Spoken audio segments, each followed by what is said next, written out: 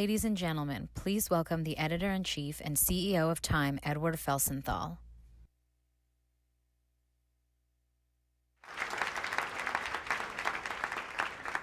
Good morning, everyone. I couldn't be more excited to welcome all of you to the first ever Time 100 Health Summit. We have an amazing program ahead of us today. With us here, not only on this stage, but throughout the room, are hundreds of extraordinarily accomplished people from all over the healthcare community. Your physicians and policymakers, activists, innovators, scientists, and CEOs. You are people with the power and the platforms to create lasting change. You know, there's a reason why health is central to what we do at Time. We're living through epic global events with a news cycle at warp speed. Yet there is no topic more personal or more important to our audiences than their health and the health of their families. There's never been more health information available to patients, yet at the same time, so much confusion about what information can be trusted. There's also never been more innovation in both wellness and treatment, and yet unequal access remains one of the blights of our age. What, for example, is the biggest single factor in determining how long each of us will live? It may be your zip code, as my colleagues at Time reported earlier this year. Here in New York, according to NYU data, average lifespans are almost 20 years longer for people living on the Upper East Side than their neighbors in nearby East Harlem. Those challenges and opportunities are what bring us together today. They are also what our growing Time 100 community is all about. Convening the world's most influential people across every field toward collaboration, access, and progress.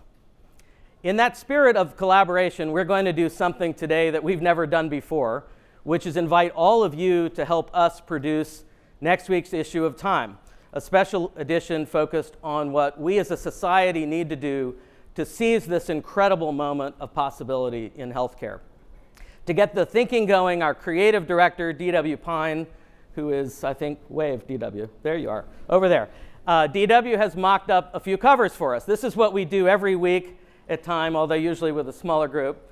We're going to talk about today about medical advances like CRISPR gene editing and unlocking the microbiome with, do we have the covers? Yeah, good. With some of the great innovators of our time. Dr. Carl June, the immunologist, is here. Geneticist, Dr. Eric Lander. Surgeon, Dr. Laura Esserman, all of them past Time 100 honorees. We'll talk about AI and machine learning and how they're beginning to transform cancer treatment and elder care.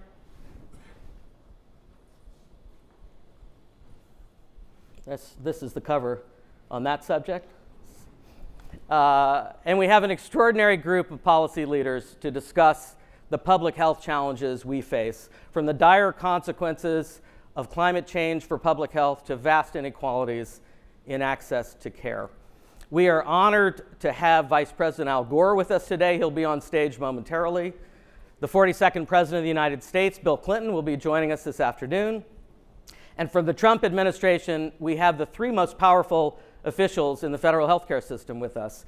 Secretary of Health and Human Services, Alex Azar, Director of the Center for Medicare and Medicaid Services, Seema Verma, and the Director of the NIH for the past decade, Dr. Francis Collins. He oversees a $39 billion budget that funds some of the world's great research institutions. Throughout the day, I hope each of us get a chance to think about what we can all contribute toward a better, healthier world.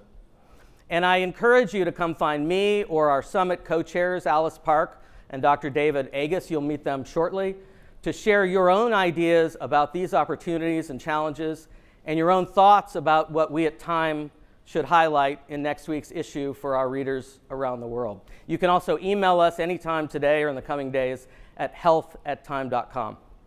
Finally, I want to thank some special people for helping make the inaugural Time 100 Health Summit a reality. Our partners, the Alzheimer's Association, the Rockefeller Foundation, Khosla Ventures, and Smartsheet. our wonderful owners and co-chairs, Mark and Lynn Benioff, who have given all of us at Time the extraordinary opportunity to write a new chapter in our own story. And to all of you in the audience, thank you. And to all of you in the audience, as well as viewers all over the country and the world who are joining our community today via live stream on time.com. And now, it is my privilege to introduce a very special performance from a show that has done so much to elevate the conversation around mental health. Ladies and gentlemen, please welcome the star of Broadway's Tony Award-winning hit musical, Dear Evan Hansen, Andrew Barth Feldman. Thanks.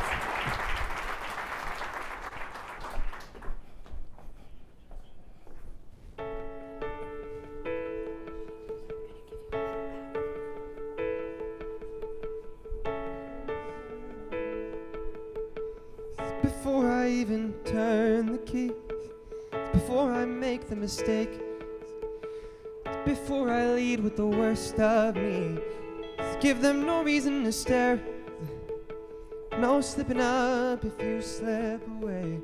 So I got nothing to share, no, I got nothing to say. Step out of the sun if you keep getting burned. Step out of the sun, because you learn,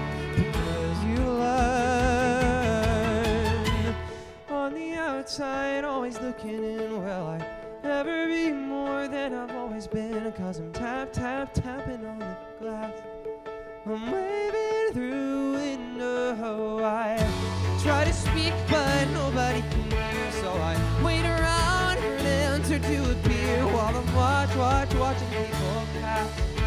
I'm waving through windows. Can anybody see? Is anybody waving back at me? Okay. We start with stars in our eyes. We start believing that we belong, but every sun doesn't rise, and no one tells you where you went wrong. Step out of the sun if you keep getting burned. Step out of the sun, because you learn. On the outside, always looking in, will I ever be more than I've always been? 'Cause I'm tapping on the glass, waving through window. I try to speak, but nobody can hear, so I wait around for an answer to appear while I'm watching people pass, waving through window. Can anybody see? Is anybody waving when you're falling in a forest and there's nobody around? Do you ever really crash or even make a sound when you're falling in a forest and there's nobody around? Do you ever really crash or even make a sound when you're falling in a forest and there's nobody around? Do you ever really crash or even make a sound when you're falling in a forest and there's nobody around? Do you ever really crash or even make a sound? Did I even make a sound? Did I even make a sound? It's like I never made a sound. Will I ever make a sound? On the outside, always looking in, will I ever be more than I've always been? 'Cause I'm tapping on the glass, waving through window. I try to speak, but nobody can hear, so I wait around for an answer to appear while I'm watching people pass, waving through window. Can anybody see? Is anybody waving back at me? Is anybody waving? Whoa.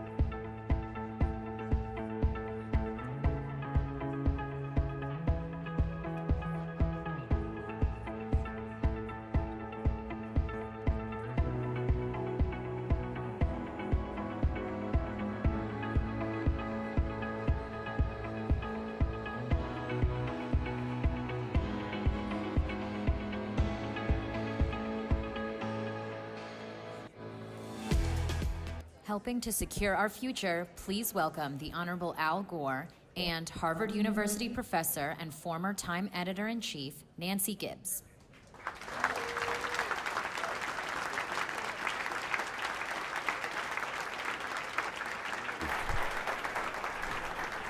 Good morning. Good morning. Thank you so much for joining us and for kicking this conversation off. There's something so appropriate, I think, that we should start at such a cosmic level. I think when we think about health, we think maybe separately about our personal health and the health of our planet. And you've made such a point about how interconnected these two things are. So where I'd like to start is for you, as you've traveled around the world, where do you see the sort of red alarm health crises occurring?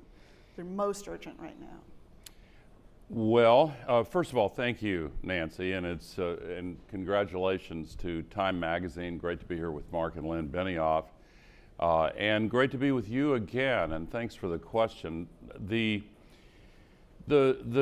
number of deaths related to the climate crisis are mostly from heat stress now, and that's true in the U.S. It's true worldwide.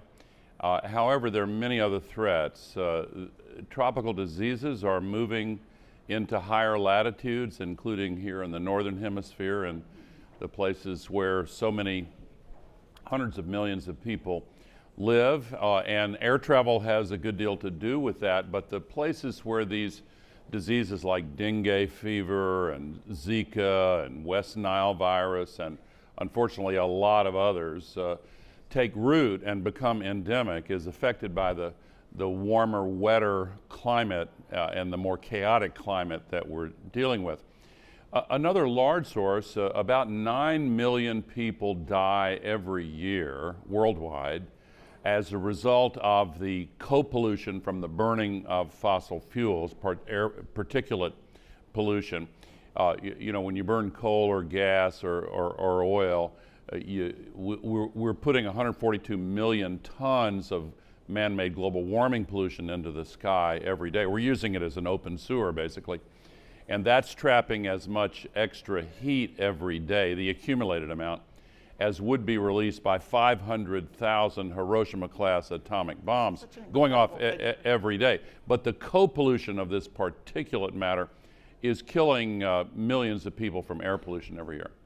So which countries, as you're traveling, do you see getting this right? I mean, really making significant, courageous progress? Well, the Scandinavian countries have been leaders in trying to address the climate crisis for a long time now. Some countries are doing better than others. It's worth remembering that in spite of the catastrophic collapse of policy at the federal level in the U.S., it's dangerous and shameful what we've done under the Trump administration. Nevertheless, 55% of the American people live in states like California and New York State and Washington State that are actually taking some bold steps to reduce this pollution and to try to deal with the health consequences of it. Do you, as you look at how much private sector leaders have been stepping up, where, how do you balance the public sector efforts versus the private sector efforts, and where do you see the most hope? Well, there are more than 200 large global companies now, Salesforce is one of them, by the way, that have set a goal of 100% renewable energy. I'm on the board of Apple. I'm proud that they've already achieved that goal as well. And so many business leaders are providing real leadership. However, we need changes in government policies. And in order to get those changes, we have to change the policy makers in both parties. And I hope that whoever can hear the sound of my voice will make sure they're registered to vote and make sure others get registered to vote. I don't care what party you're in, but please go out and vote. If you care about this climate crisis, make sure that this election next year is a wave election in favor of saving the climate. So I actually want to One of the things that we depend on in both health and climate policy are experts and scientists and a set of facts that can be commonly built on in finding solutions. So apart from the role of elected officials, can you talk a little about what you think it will take to rebuild some of the scientific expertise in government in order to address these issues when we have seen such a tax on expertise in recent years?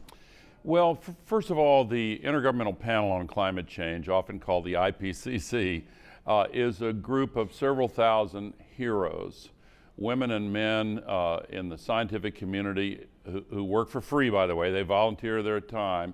They've done an absolutely amazing job. You're quite right that in some of the U.S. government agencies, there has been a determined effort under Donald Trump to try to drive away the scientific expertise in places even like U.S. Agriculture Department, the Environmental Protection Agency. There's one saving grace. The Trump White House is surprisingly incompetent in trying to pursue some of the goals it sets for itself, and so some of these horrible measures that they announce are being struck down by the courts, and so it's really important that this catastrophic assault on American norms and values and democracy be limited to no more than 4 years.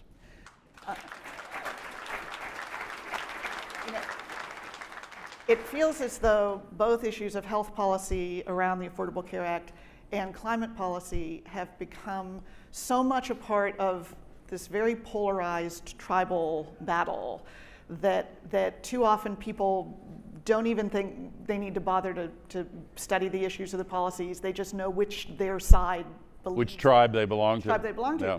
Which, especially around climate, makes it very hard to get individuals to take individual action if they think they will be cast out of their tribe as a result. So I'm wondering, you know, with all of your experience as a politician, in addition as a policy leader and as an advocate, do we need to somehow reframe this debate in a way to take it out of the tribal context and put it in one? I mean, nobody wants their children to be unhealthy. Nobody wants their environment to be destroyed. Yeah. And yet somehow it often feels like we are not actually talking about what we're really talking about. Yeah, well, I bring you some good news. So this morning, the partisanship that is at hyper levels in almost every other area of policy is now beginning to give way on the climate issue. 60% of Republicans in the most recent polling indicate now that they're well aware that this crisis is real, it's caused by humans, we have to do something about it. Among registered millennial Republican voters, more than 2/3 are saying the party has to change its position and do more. On 56 college campuses, the college young Republicans have banded together to serve notice that if their party does not change on climate, they're going to lose this entire generation. Overall, about 79% of Americans are now in the right place on climate. We are crossing the political tipping point now. It's more apparent at the state and local level, and as you mentioned, in the business community. But you know, last year in the elections for the House of Representatives, the results were a bit obscured by the fact that the Senate elections didn't go the way some people who agree with me wanted it to. But in the House, it was actually the biggest wave election in American political history. That could potentially happen again. I hear and see a lot of Republicans changing their position on this issue. And by the way, I think there are two new very powerful advocates. Greta Thunberg is fantastic. I'm her biggest fan. But the most powerful advocate of all is Mother Nature. In the last 9 years, here in the United States, we've had 18 once-in-a-thousand-year downpours because of the rain bombs being caused by the climate crisis.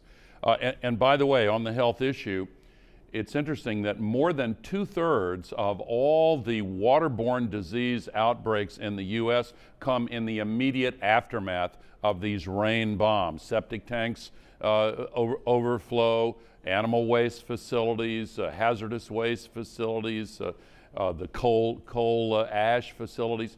So this is now getting people's attention. We just had Hurricane Dorian, which was the most violent and destructive hurricane ever to make landfall in the Western Hemisphere. Just last week, Super Typhoon Hagibis in Tokyo. I was there in Tokyo training 850 new climate activists, and just a few days after we left, the bullet trains that we took were soaked and ruined by the flooding. Last year, 71,000 people were taken to the hospital in Tokyo because of heat stroke from the all-time high temperature records. 18 of the 19 hottest years ever measured worldwide have been since 2001. The 5 hottest of all have been the last 5 years. Yesterday, we learned this year will be the 2nd hottest year in the history of world temperature measurements. And in addition to all of that, I think 2017, 2018 were 2 of the most expensive years, something like more than $650 billion in weather-related. $653 billion in insured losses. By the way, that number may go up slightly because of a pending lawsuit in Kentucky. The developers and operators of the giant replica of Noah's Ark have sued their insurer for $1 million in damages from unprecedented rainfall damaging the Ark. Seriously cannot make this up. Can't make this stuff up. But, so at nearby in Kentucky, the famous Coal Museum has just put solar panels on its roof to save money. What that points to actually is another potential opportunity where it feels so long this debate was framed that you have to choose between the health of people and the health of the planet or the health of the economy. And that now we are actually seeing, as the price of wind and solar and renewable fuels comes down and the environmental and economic costs of fossil fuels goes up, that where do you see the tipping point if you were doing this in purely economic terms? Of doing the right thing is also doing the thing that is going to be most well, according to the profitable. Bureau of Labor Statistics in the U.S., the fastest growing job is solar installer. And according to the Bureau, for the last 5 years, solar jobs have grown 6 times faster than average job growth. The second fastest growing job is wind turbine technician. The green economy in the U.S. is now many times larger already than the fossil fuel economy. We're seeing a huge shift toward investments in renewable energy, batteries, electric vehicles, hyper efficiency improvements. We are now in the early stages of a sustainability revolution based on new digital technologies like machine learning, artificial intelligence, and much higher levels of precision. That's giving executive teams the ability to manage atoms and protons, molecules with the same precision that the IT companies have demonstrated in managing bits of information. I'll give you a quick example. Google has the biggest server farms in the world.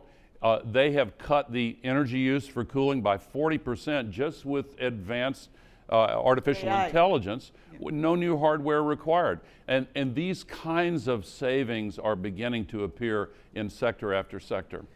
I feel as though, especially as the news about climate had become more and more dire, that people were increasingly looking for some magic bullet that technology would deliver of some invention or intervention that would reverse the trend lines and save us all. Is that, how should we think about the opportunity of technology in addressing these issues without being overly optimistic, but being realistic about the extraordinary changes just in the last 5 years? Well, some technology advocates keep promoting the idea that what we need is a miraculous new technology that we don't have yet. Well, we already have what we need to really get started in a big way. 5 years ago, electricity from new solar and wind facilities was cheaper than electricity from new fossil plants in 1% of the world. Today, 5 years later, wind and solar are cheaper than new fossil in 2/3 of the world. 5 years from now, 100% of the world. Today, already in the U.S., Florida Power and Light just announced shutting down 2 large natural gas power plants in Florida because it's just much cheaper to get the electricity from solar and wind now. General Electric out in California, they have a natural gas plant producing electricity. It has 20 years left on its useful lifetime. They just announced they're shutting it down because, again, solar is much cheaper. And we're seeing in places like India, last year, 65% of the new electricity generation in India came from solar and wind. They're getting bids for electricity from solar now for 24 rupees per kilowatt hour, a quarter less than the cheapest electricity from coal. In Europe last year, 88% of all the new electricity generating capacity was from solar and wind. This is a revolution that is sweeping energy markets. Oil, gas, and coal are in decline. The stock market knows it. Some of them are beginning to sell off. We had subprime mortgages. We now have subprime carbon assets. Unfortunately, about 22 trillion of them, and this presents a huge economic risk. So we need policy to accelerate this transition so that we can stop using the sky as an open sewer. And yet it feels like some of the interventions that are most promising are very low tech in kinds of sustainable agriculture that you wonder why it has taken so long for that to become such a central part of this conversation. Yeah, typically it takes a few transition years, 3 to 5 years for farmers to shift from the plowing intensive, chemical intensive agriculture that relies on poisons and soil erosion. But the good news is there's a farmer-led revolution toward regenerative agriculture, no-till or low-till, with natural recycling of inputs, intensive cover cropping, agroforestry, including silvopasture. The farmers that are taking the lead in this revolution are finding their farms are more resilient to the extreme events that are now associated with the climate crisis. There is a growing market for organic food in the U.S. and regenerative agriculture practices. It is, you could say, low tech, but it's a different way of thinking that gets us away from, what we're doing now in many farms erodes the soil 100 times faster than the natural replenishment of topsoils. We cannot continue doing that. So my friend Raj Punjabi, who we will hear from later today, reminded me that we should reverse this question and look at not just what the state of the planet is doing to our health, but what our own lifestyles do to the state of the planet, and particularly how and what we eat and individual decisions that we make. So can you give all of us some thoughts about where individuals can make a difference in individual decisions? Well, I think it's important. I've been a vegan for 7 years, but I don't proselytize that lifestyle for others. I think everybody has to make their own decisions. A lot of people now offset or triple offset the emissions they can't avoid, that they cannot completely eliminate. I drive a Tesla and have 1,000 solar panels at my farm. But here's the thing, Nancy. It is not fair to put the burden on individuals to solve this climate crisis. Individuals can make a difference and should. But as important as it is to change your light bulbs to LEDs, it's way more important to change the government's policies at the federal, state, and local level. And again, in order to change the policies, we have a pressing need to change the policy makers. Especially, we need to get rid of the ones who have been taking massive amounts of campaign and lobbying money from the fossil fuel companies, benefiting from the revolving door, leaving the Congress and going immediately to work as a lobbyist for fossil fuel companies. We've got to get money out of our political system. We have got to have truth in lobbying so that companies that say we're good guys, we're going to be a part of the solution, don't turn around behind our backs and go and spend millions of dollars helping out climate deniers. We have to put the main burden on our individual roles as citizens in a democracy. We've got to get involved. In order to solve the climate crisis, we've got to solve the democracy crisis. Well, so then I can't resist asking, as someone who had a front row seat on a presidential impeachment drama, Yeah. of what you make of what we So are. fun to think back on those days. I thought you would like that. But the spectacle that we are seeing right now, and the possibility of any kind of policy being made in this environment, I'm curious about how you see this playing out in these coming months. Not leave aside 2020, but just in the Yeah, near term. well, it's hard to predict, of course. Reading the tea leaves, it certainly looks as if the House of Representatives has already developed an incredible body of evidence that is likely to be used in their upcoming votes on whether or not to impeach President Trump. Of course, most people have assumed that the Republican-controlled Senate would never convict and remove. I don't know. The evidence still matters. And look, just listening to what the President Trump has said out of his own mouth when he publicly asks foreign governments to dig up dirt on one of his principal political opponents. That is an impeachable offense. The fact that he does it openly and publicly doesn't insulate it from the legal consequences of breaking the law. So I guess that's the direction it's headed in, and it's probably still unlikely the Republican Senate would convict, but I don't think it's any longer possible to say that's a certainty by any means.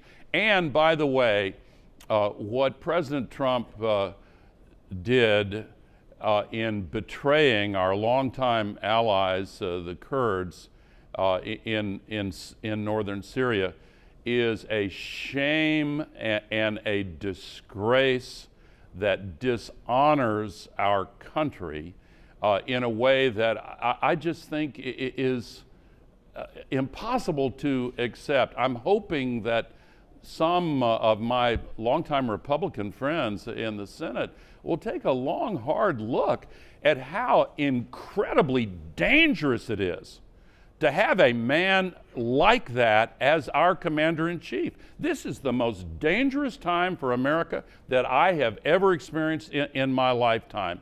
And all Americans who feel that this country continues to play a special role, in Lincoln's phrase, as the last best hope of humankind, have to really get engaged and get this guy out of office one way or another.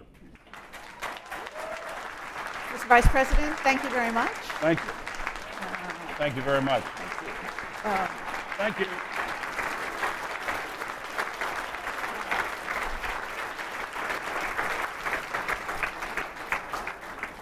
As this made clear, and as I expect we will be reminded throughout the day, the role of policy and policymaking is right at the center of the challenges that we are looking at.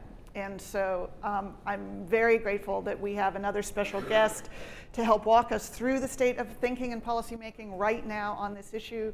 Please welcome back Edward Felsenthal and Secretary of Health and Human Services, Alex Azar.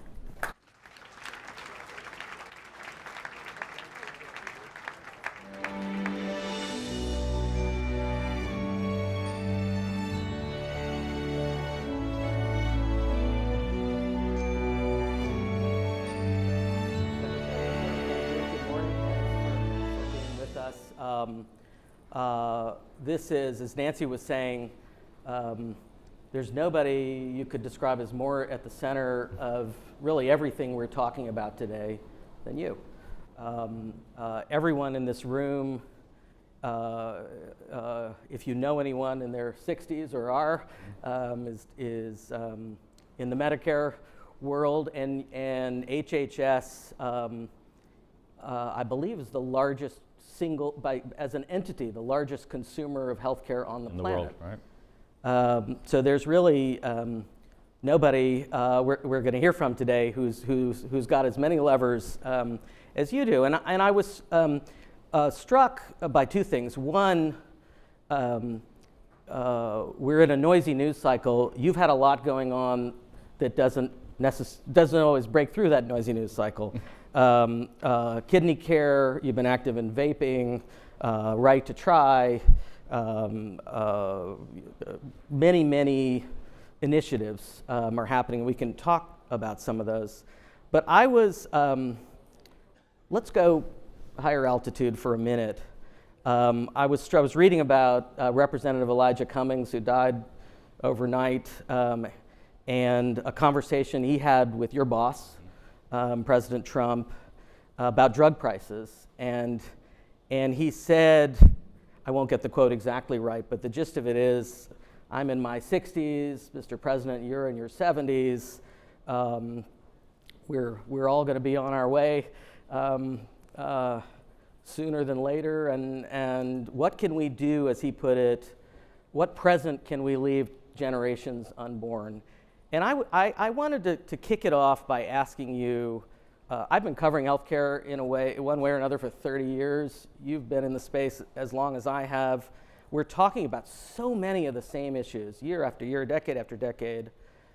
Should HHS, with all the levers you've got, be thinking bigger? What can you do to really get beyond the individual initiatives and leave a present for generations unborn? Yep, certainly. So first, you mentioned Chairman Cummings, and I actually had the privilege of knowing him, and just want to express how saddened we all are by his passing. And in spite of all of the rhetoric that happens and the partisanship in Washington, we're all still human beings. We interact with each other, and he was a good man. He was a good person to work with, and we're sad to see him go. In terms of thinking about where healthcare can be or legacy for the future, we are taking it up to that higher level. That everything we're doing is operating from a core principle, and if I had to define it for you about the vision that we've got for healthcare, it's very much built around the person, the patient, at the center, not alone, not an atomized individual, but rather someone where the system is built around them to care for them, to help them through that system, to make it affordable, to make it so that you get your healthcare needs satisfied in whatever means possible, but you're not feeling alone. You don't lose your house because of healthcare costs or surprise bills, et cetera. That you're getting the best value out of healthcare, and you're getting to get the full potential. We're really at a historic time right now in healthcare, actually. The next decade or two, I know Francis Collins is going to be with you all later, our great NIH director.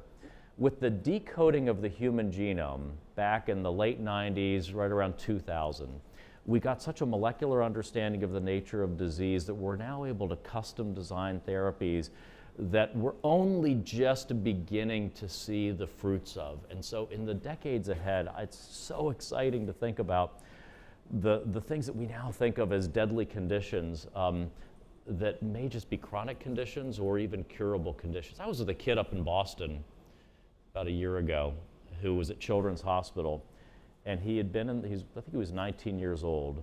He was going to be walking out of Children's with his sickle cell anemia cured. He had no sickling in his blood from being in the hospital for a month. I mean, that's what we're on the verge of. And we need to design a system around that individual that unleashes that potential for the future. Taking the altitude back into the political realm, President Trump told George Stephanopoulos in an interview in June that he'd be unveiling the Trump health plan in a month. We've heard bits of Medicare proposals and so on, but when are we going to hear the full Trump health plan, and what is it beyond repealing Obamacare? Absolutely. So, in fact, you've heard it. It's just as you said, it's hard to get through the clutter. I've given many speeches on it, so but I'll lay it out for you here. We need to keep talking about this. The vision for healthcare, the plan, the larger plan is of a system that's personalized, affordable, patient-centric, has the patient, you in control of your healthcare, and treats you like a person and not like a number. That is the vision. That's a system that delivers you the affordability that you need, the choice and control that you want, and the quality you deserve. Those may sound just like words, but those are actually words that are in distinction to alternative visions. It tells you where you're trying to take a system, and it is very different from competing visions. There are three key platforms or pillars that underlie our attainment of that vision that we've now been working on for almost 3 years. The first is financing. How do you make healthcare affordable and accessible to individuals? The second is bringing value to our system, lower cost, higher quality across the system. And the third is impactable health areas, core disease areas where we can make a material difference in people's lives by tackling them. I'm happy to go into detail on those. That is the Trump healthcare plan. The Affordable Care Act is one part of 331 million Americans, one part there that, of course, we need solutions for the individual market. The ACA hasn't delivered for that. If we have a Congress or a court decision that causes that, we're going to work with Congress to replace that with something that does deliver affordable care, protects pre-existing Well, that's the question. conditions. That's the question. But what are you going to replace it with? And, I get that the human being is at the center, but where's the plan? Where do I read the plan? So what we're focused on right now, we've got 180 million Americans who have private insurance through unions or their employers. Protect what works for them, make it better. We've got 60 million Americans on Medicare. Protect them, protect what works, make it better. We've got Medicaid. We've got to make that more fiscally sustainable for the future. We have 10 million in the Affordable Care Act exchange market. Most of those are people that we're essentially buying their insurance for that are subsidized. And we have 20 million Americans who remain uninsured. At the time when one has to confront that or can confront that, either because there is a final court decision that, say, strikes down the Affordable Care Act, which we're not near, because that would undoubtedly be a Supreme Court decision, or there is a Could happen in Congress... the middle of the election, though, right? Could happen in the middle of the election, and a Congress or a Congress that wants to work on that. We'll work with them in the context of that setting. We have a vision of what the kind of options can look like for an individual market, but what's realistic is going to depend who's in Congress at the time, when does that occur, does that ever occur? Right now, what I'm doing is trying to run the Affordable Care Act as best as we can with the tools we've got. We got premiums down last year by 1%. We had more choices for people. I believe this year, open enrollment begins on November 1st. I believe this year we will see further decreases in premiums in the Affordable Care Act market, and we'll see increased choice in the Affordable Care Act market in terms of insurance plans just by looking at the filings that have been made by plans across the states and the reinsurance waivers that I've approved. We're now up to 12 of those, pulling costs down in the system. Do you think we're, I don't know if you watched the 12-person debate the other night, but healthcare was certainly by time allotted the biggest topic. I'm struck by the amount of time we, in the political system, on the stage the other night, are talking about financing, obviously crucial. But do you worry we're talking too much about financing and not enough about preventing bad outcomes? And in the context of HHS, you know, I remember times when the Surgeon General was out in a big way with a, you know, should you and your team, is there more you should be doing to message prevention? So what I worry exactly about what you say is we spend so much time talking about just financing in healthcare. I'm worried we spend so much time talking actually about only one segment and one type of financing, which is a maniacal obsession of talking about the Affordable Care Act, which is an important part, but a sliver of healthcare. And we talk about only insurance coverage and not about access to care, purchasing care, value in what we acquire for care. You know, there are different solutions for different people.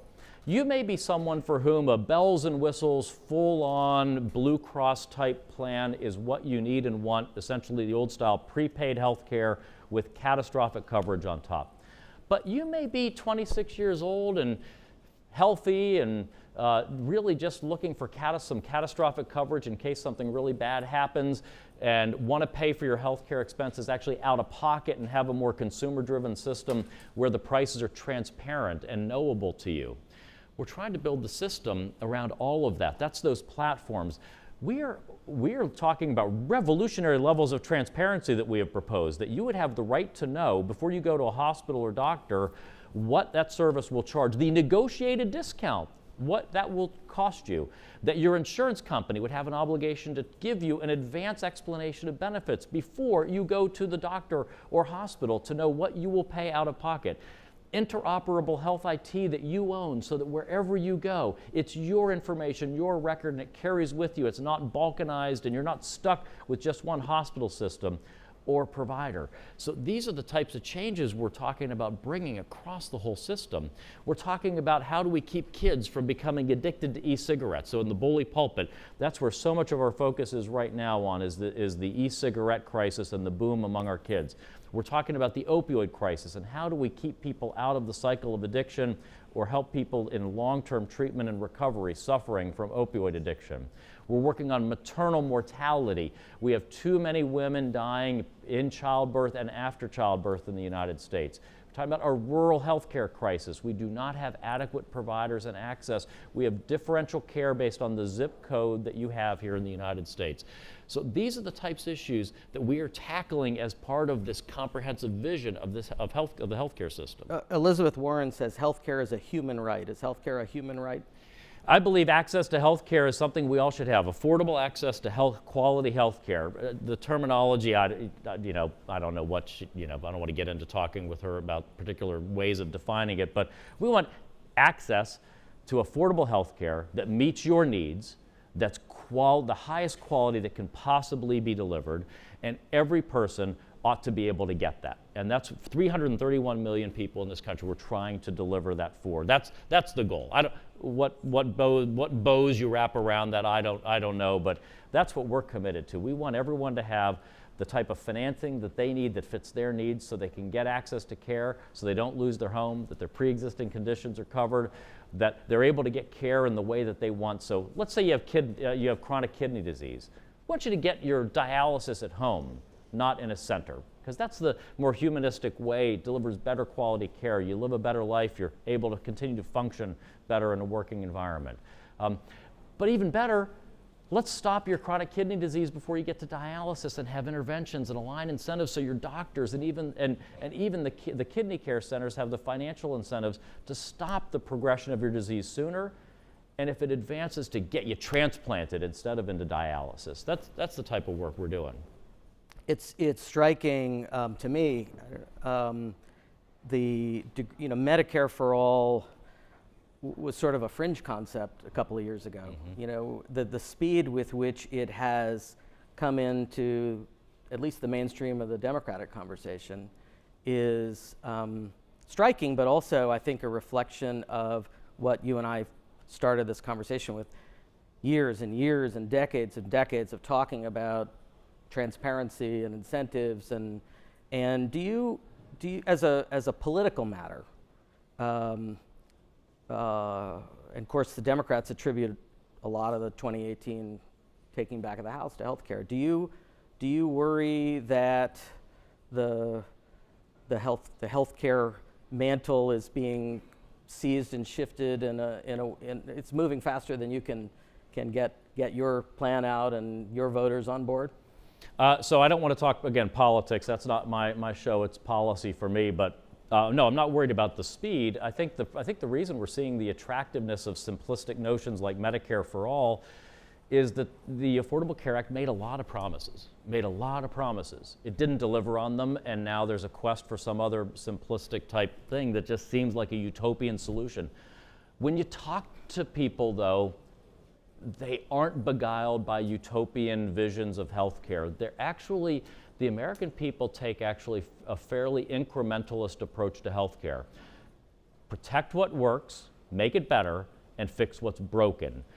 If I've got insurance through my employer or my union, I'm pretty happy with it. I'd like it better, I'd like my out-of-pockets down, I'd like my drug costs down, I'd like better transparency when I'm able to shop for services, but don't you dare take it away from me, and we're not going to let them take it away. If you've got Medicare, Medicare's working for you. Don't take it away from me. Don't take the private option of Medicare Advantage away from the 1/3 of people, of seniors who've got that.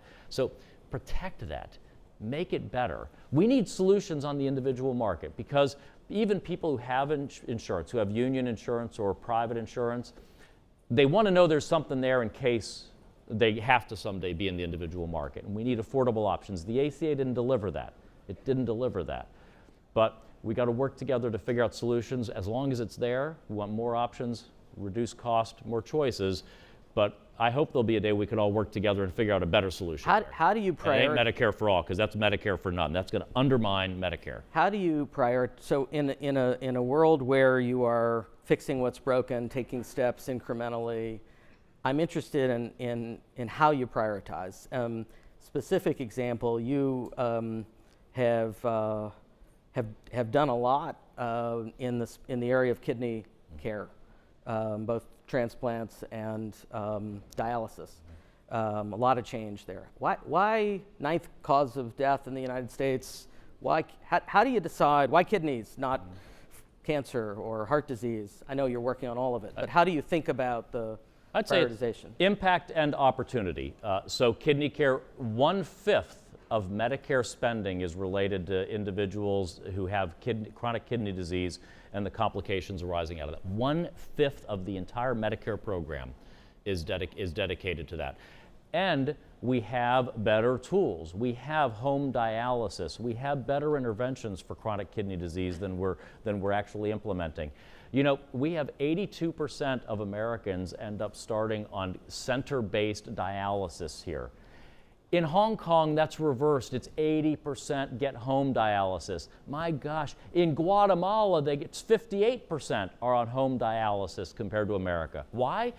Because ever since we had end-stage renal disease as a Medicare benefit under President Nixon, we pay for center-based dialysis. Guess what? You get what you pay for. So a target of opportunity, a target that's impactable, we have tools to deal with it, and a huge impact. Ending the HIV/AIDS epidemic, okay? My team recognized, working with the president, that we have the right tools now. We have the tools to stop the HIV epidemic. We have the right data. We know where we need to deploy those tools. And we now have the right leadership to say we need to operate and execute to make that happen. So that's how we pick these areas, is you want to have a high impact, but you want to have the tools to know that you can actually deliver on that impact in a measurable way. If you could ideal, mission to Mars, and we were just to get out of financing for a minute as we wrap up. What is legacy? The biggest moonshot, Mars shot we could take as a nation in drug research? Well, in drug research right now, I think the tools are actually there. Probably the single biggest challenge when it comes to drugs right now is going to be these unbelievable new genetic therapies that really can completely change your body, as with that young man being cured of sickle cell anemia. But that therapy, I don't know, that's probably going to be $1 million therapy. It's going to cure them. It's going to be hopefully a lifetime cure. But one insurance company is going to pay that, and then the next day that kid's going to go maybe be with a different insurance company that didn't pay for that. I hope we can help design a solution for these very high cost, curative or life-altering therapies, figure out how do we appropriately pay for them, appropriately price them, but then how do we as a society appropriately pay for them, because they're coming. Thank God they're coming. Thank God they're coming. Cures for cancer, very discreet cures for cancer that will extend and save people's lives. We saw a glimpse of that with Hep C. We're going to see that with stem cell. We're going to see that in core discrete areas of cancer. autoimmune disorder. We're going to be able to, I think, rewire the human body, but it will be in discrete, focused populations, and the cures, no matter what you do on finance, it's not going to be cheap. I hope we can solve that issue. Thank you for being with us. Come back next year. Thank you. Okay. Great.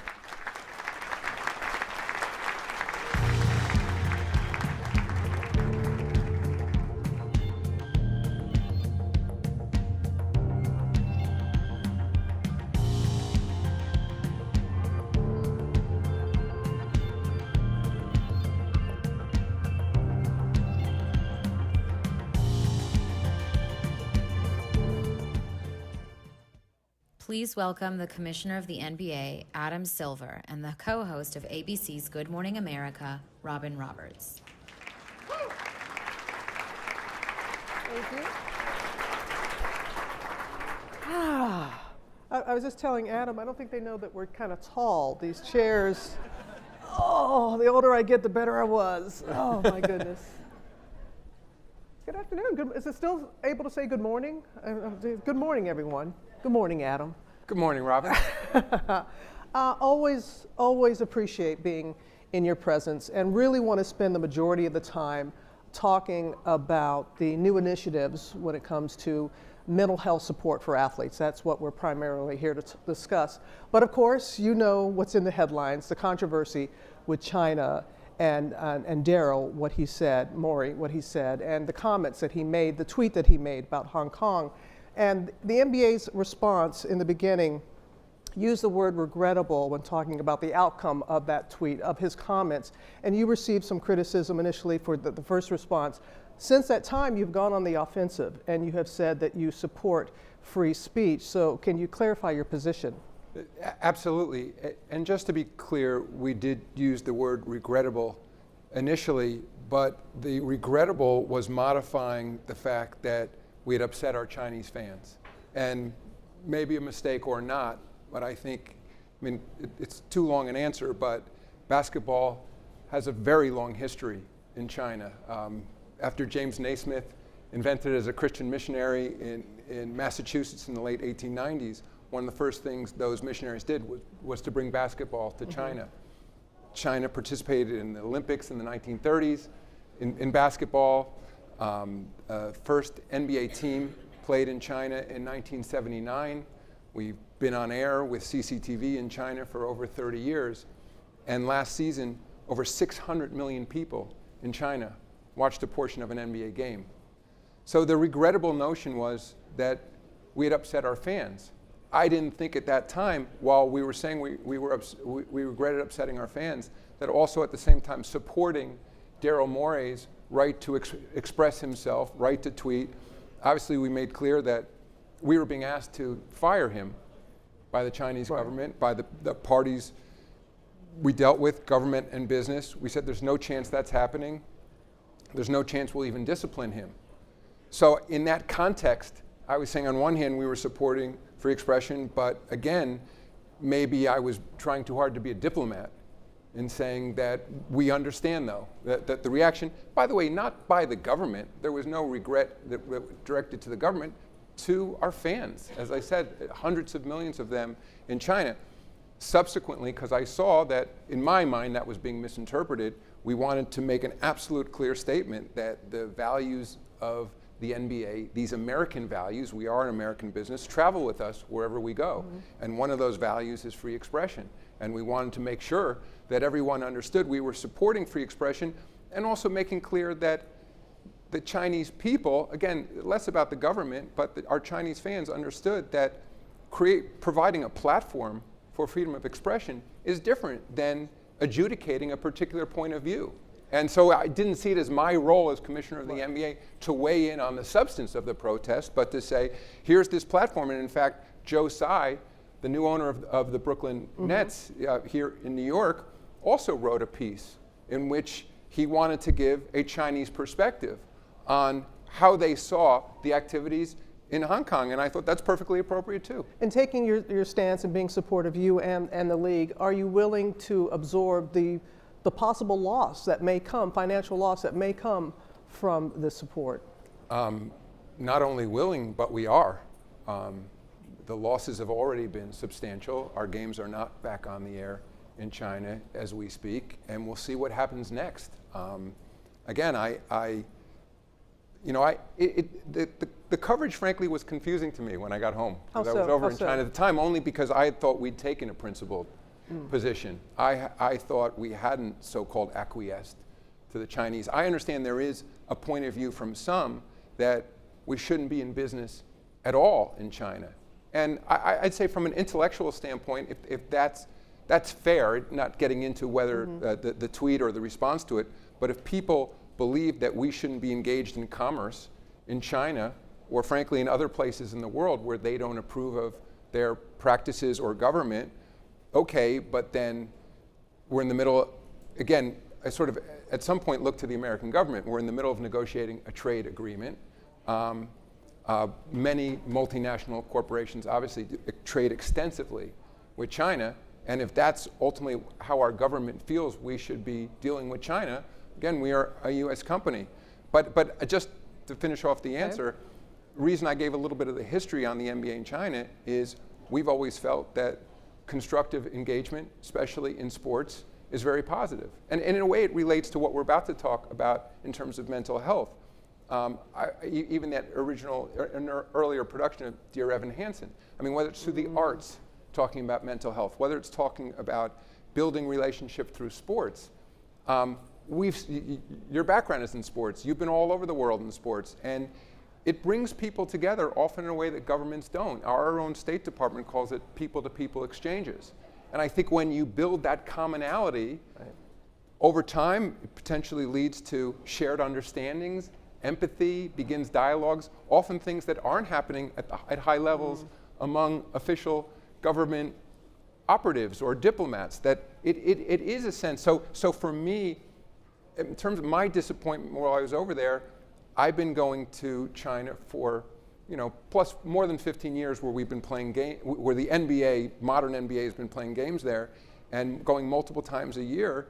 And again, I felt we had made enormous progress in terms of building cultural exchanges with the Chinese people. And I have regret that much of that was lost. And I'm not even sure where we'll go from here, but the direct answer to your question is that the financial consequences have been and may continue to be fairly dramatic. Well, we could go on and talk about this, but we do want to talk about the mental health aspect and the new initiatives that the league has undertaken in supporting the athletes. How is it different from programs you've had before? And just give us a broad overview of what it is, this new initiative. Sure. I mean, essentially the new initiative is to now require a certain complement of mental health professionals at every NBA team.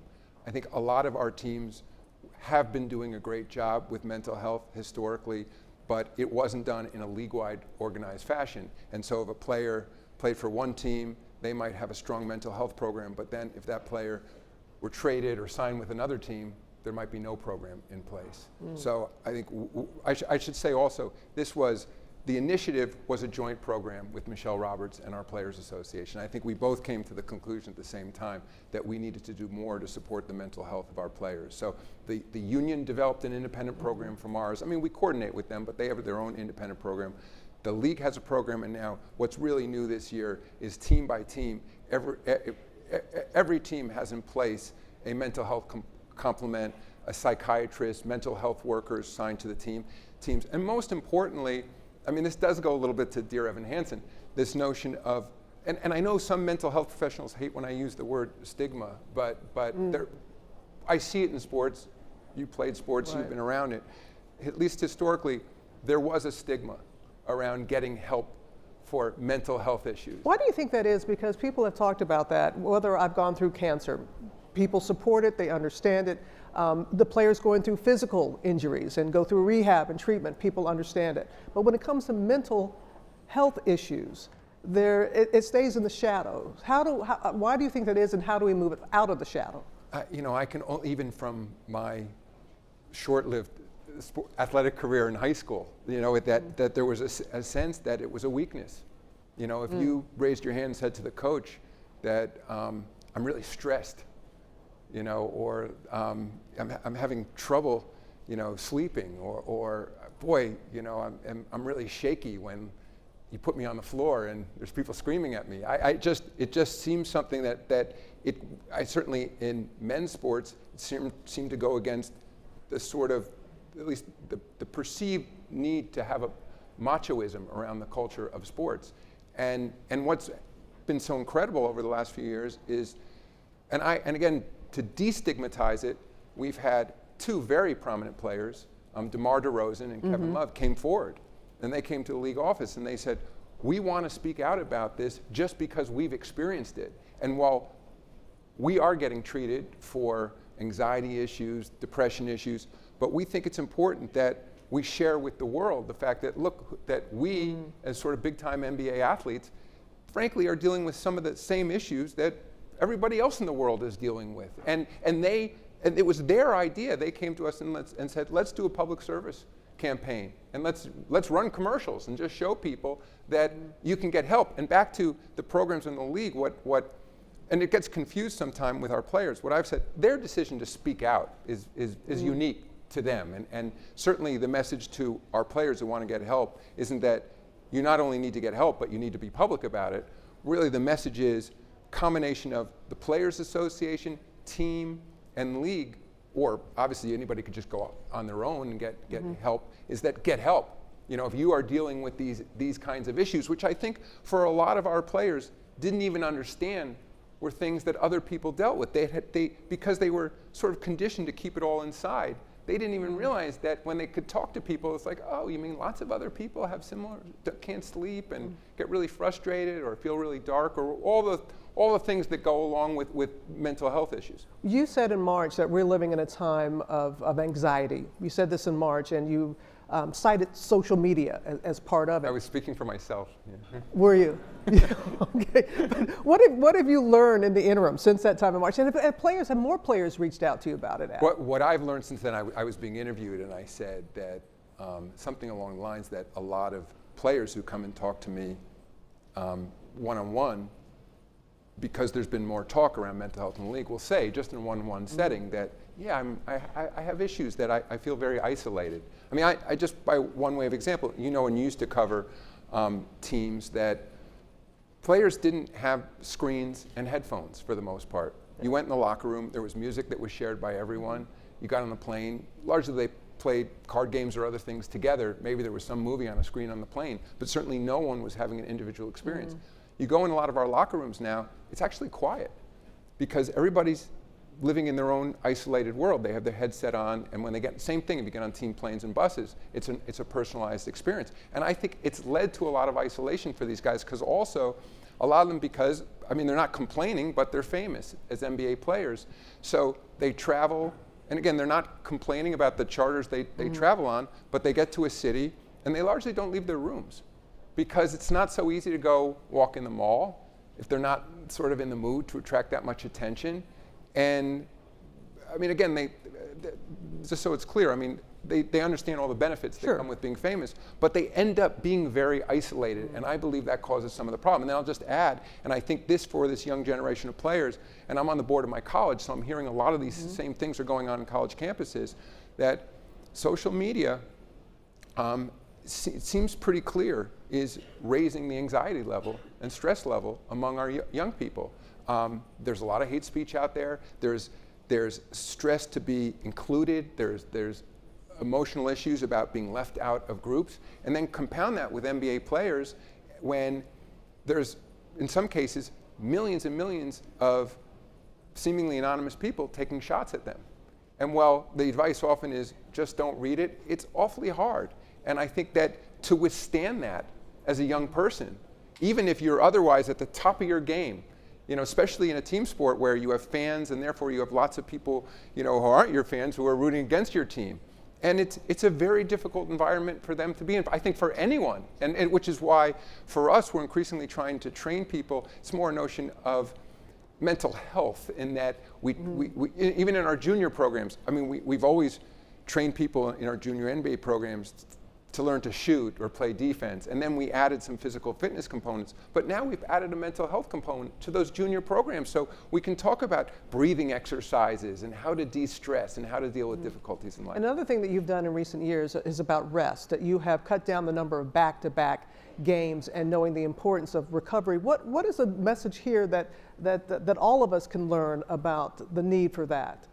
Get more sleep. Well, I mean, all of us who are so many business travelers in this room, and I'm guilty of it too. I think it's different though when, you're jet lagged and you have to get on a court and run up and down at full speed and be expected to perform at a high level. What we've seen in the data is pretty clear on this too, that there's been a lot of sleep studies, individual team studies, and league studies around the travel of our players. And the fact is, it's not just the length of the plane ride. Crossing time zones makes a big difference. The time changes make a big difference. It makes a big difference on their performance, and the fatigue correlates to injuries.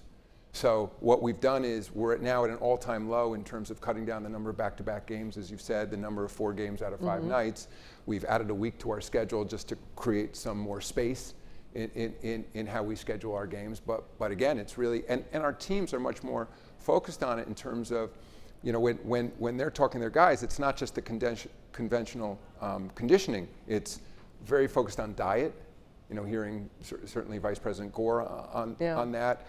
And very focused on sleep hygiene. And part of it also is, these are young people who might not otherwise know better that the effect a bright screen can have on you if you're trying to fall asleep and you're staring at a screen, and turning off that screen and finding times to disengage from social media. Of course, we use it as a league, so I don't want to be too critical. The fact it exists, and it's how a lot of our fans and fans in China connect with the NBA, but we have to recognize the downside of it as well. A final question to kind of put this a little bow on it, and it's something what you alluded to earlier. Sport is a microcosm of society. It really is. And do you think that, sports in general, the landscape is changing when we're talking about these issues, that you've had these players that have come forward, and can it be a model for elsewhere?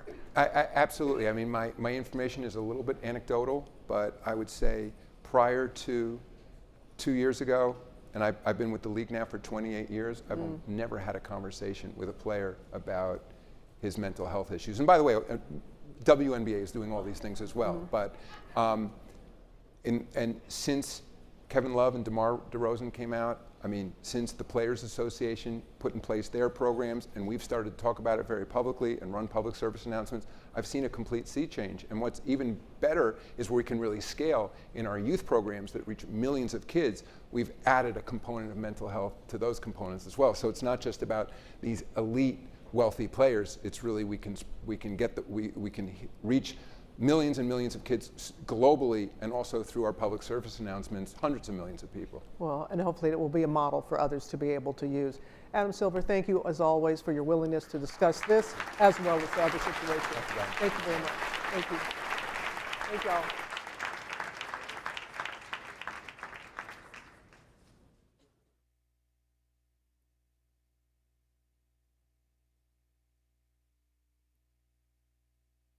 Peter has never had a great memory, but obviously things were getting worse, and in terms of work, you could see the difference in his trying to remember where a job was left off and what needed to be done. And the interesting part about it is it never diminished Peter's design sense and his ability to be creative. Now, he may not be able to tell you when the next meeting was or what was to be discussed at the meeting, but as far as design was concerned, he never lost that.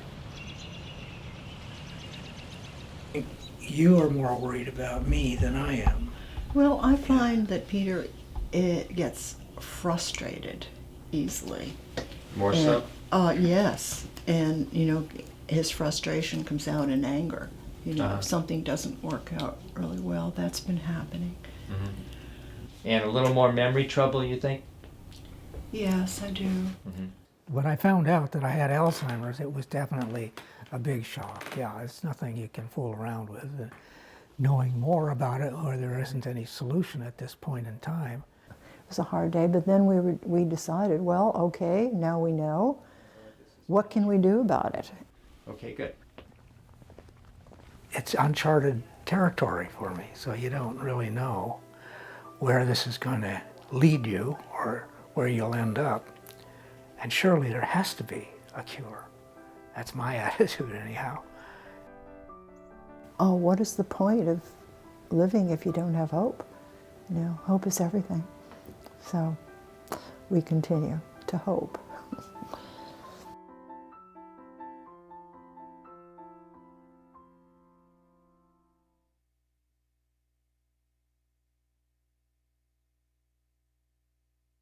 Adding the patient's view, please welcome actor and advocate Selma Blair, surgeon and TV host Dr. Oz, and Time 100 Health Summit co-chair Dr. David Agus.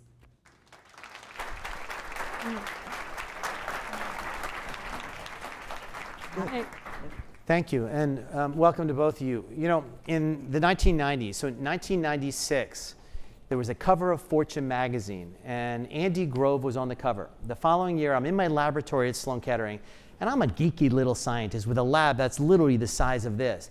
And there's a knock on the door, and he's there. And you know, that year was also Time Man of the Year. And he went on the cover of a magazine and said, "I've got cancer." Nobody did that at the time. And he was a remarkable hero for his transparency and how he did it.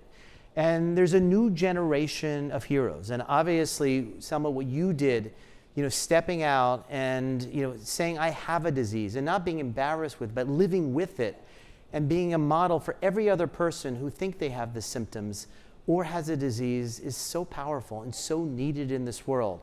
And obviously, Mehmet, you, when your mother is diagnosed with this horrible disease of Alzheimer's, and not keeping it inside, but actually talking to the world, being vulnerable, saying what you could potentially have done different is very meaningful, and I think that's why we're here today, is to talk about those.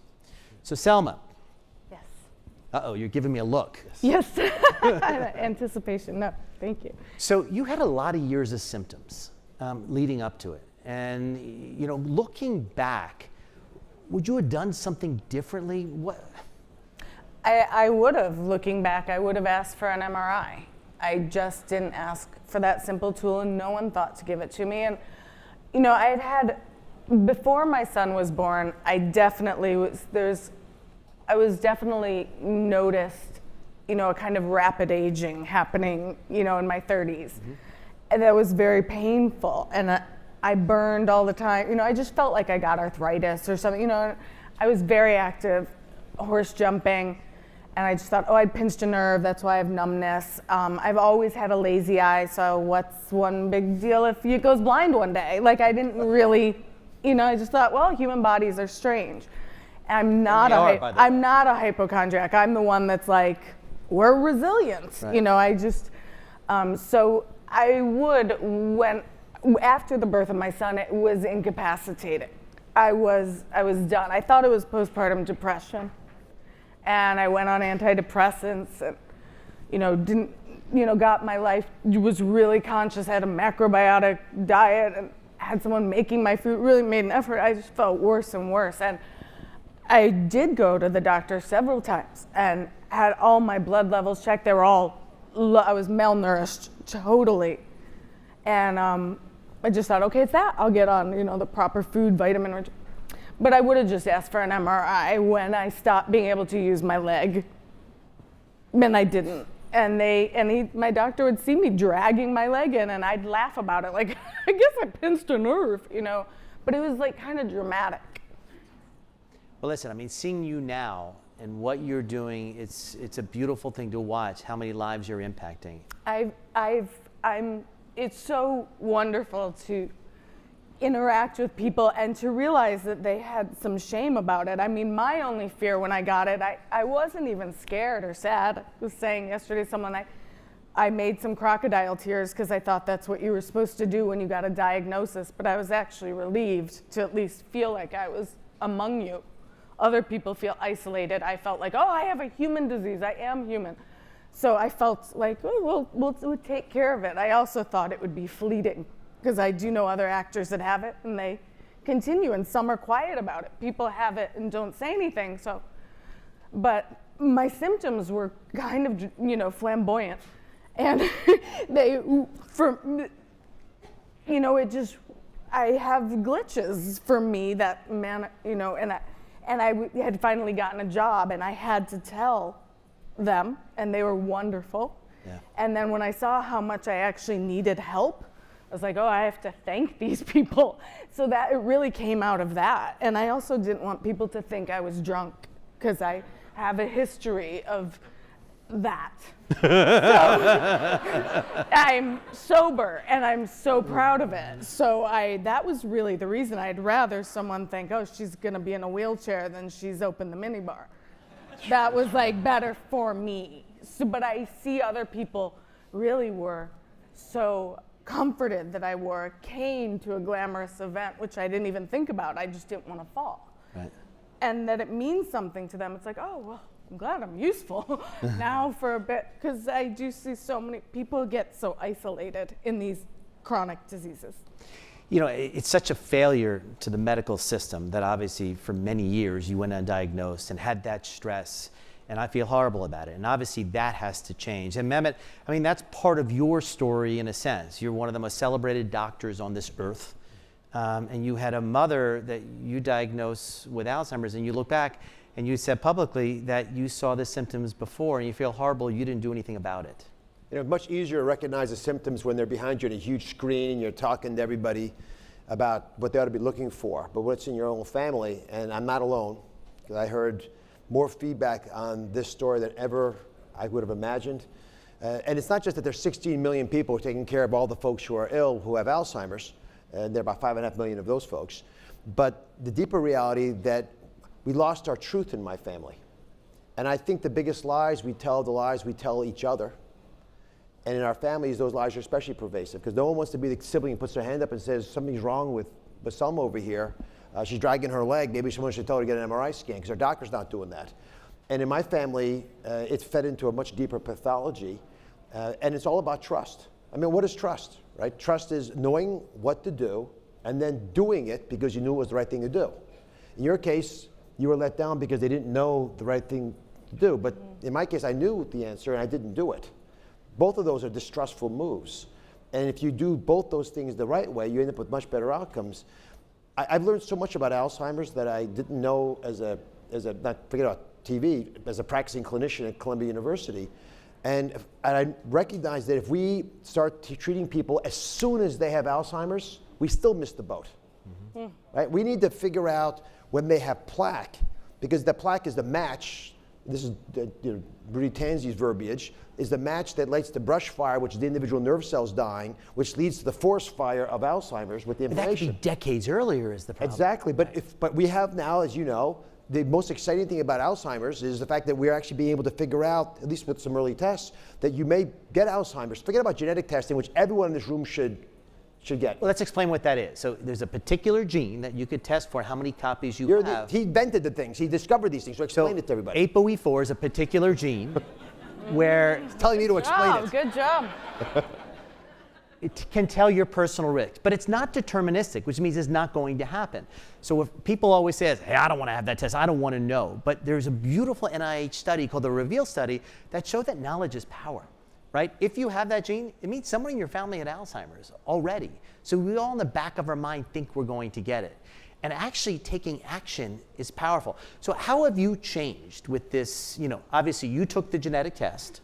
So my mother is ApoE4E4, which is the worst of the combinations, which is why so many people in her family have Alzheimer's. I got one of her genes, and I got one of my father's genes, who's actually has a protective gene. Oh. So I net out, about average.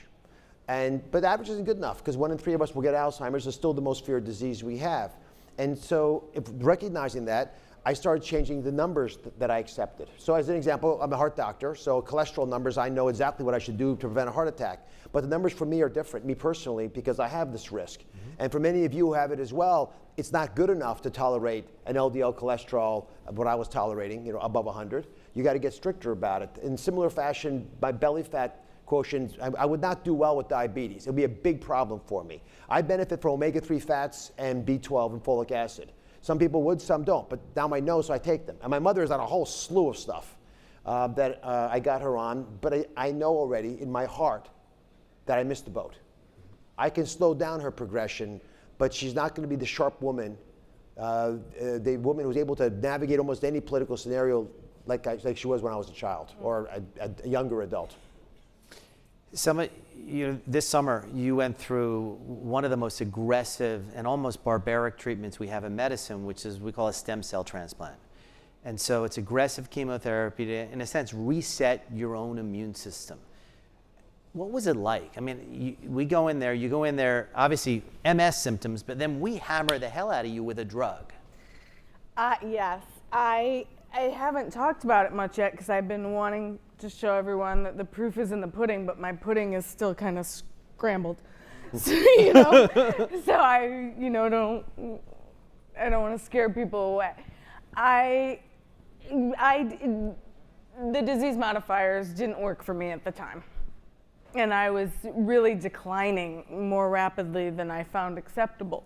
And it was strange. So someone mentioned Dr. Bird at Northwestern, and that someone also sent me there to see him. And I had no intention of doing it. I was like, I am not ruining my body, what's left of it. Why would I put this horrible drug in it? Chemotherapy, I don't have cancer, I don't need this horrible. But I was kind of out of options, and I was looking, and when he put me on a microdose of chemo months before the transplant to see how it worked, I immediately felt some relief.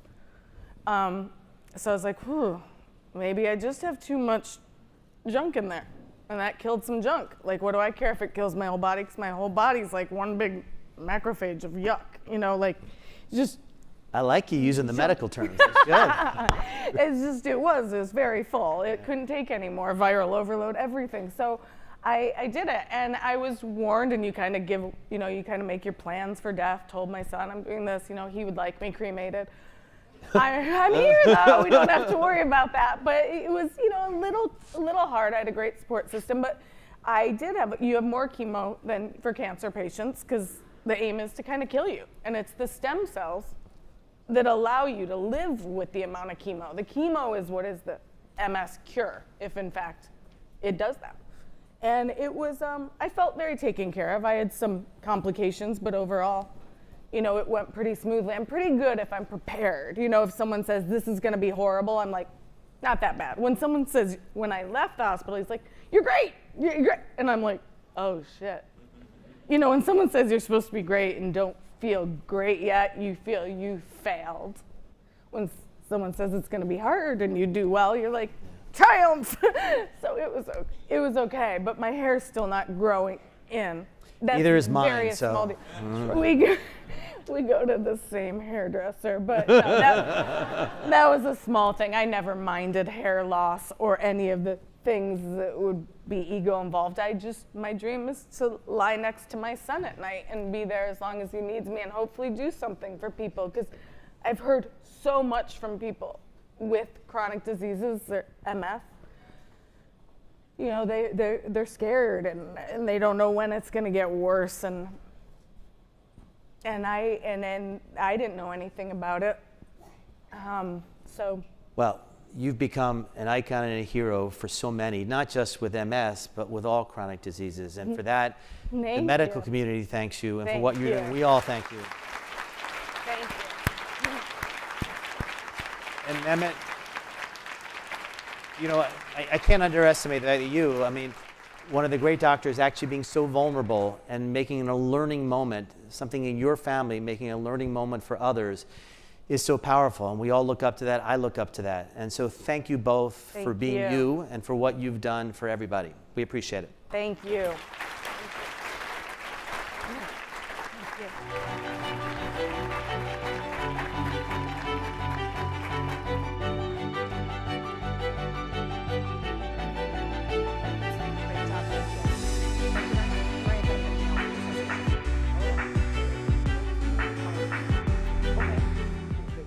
Now, from the scientist's view, please welcome Alzheimer's Association Chief Science Officer Maria Carrillo, University of Pennsylvania Professor Dr. Carl June, and the co-chair of today's summit, Times Alice Park.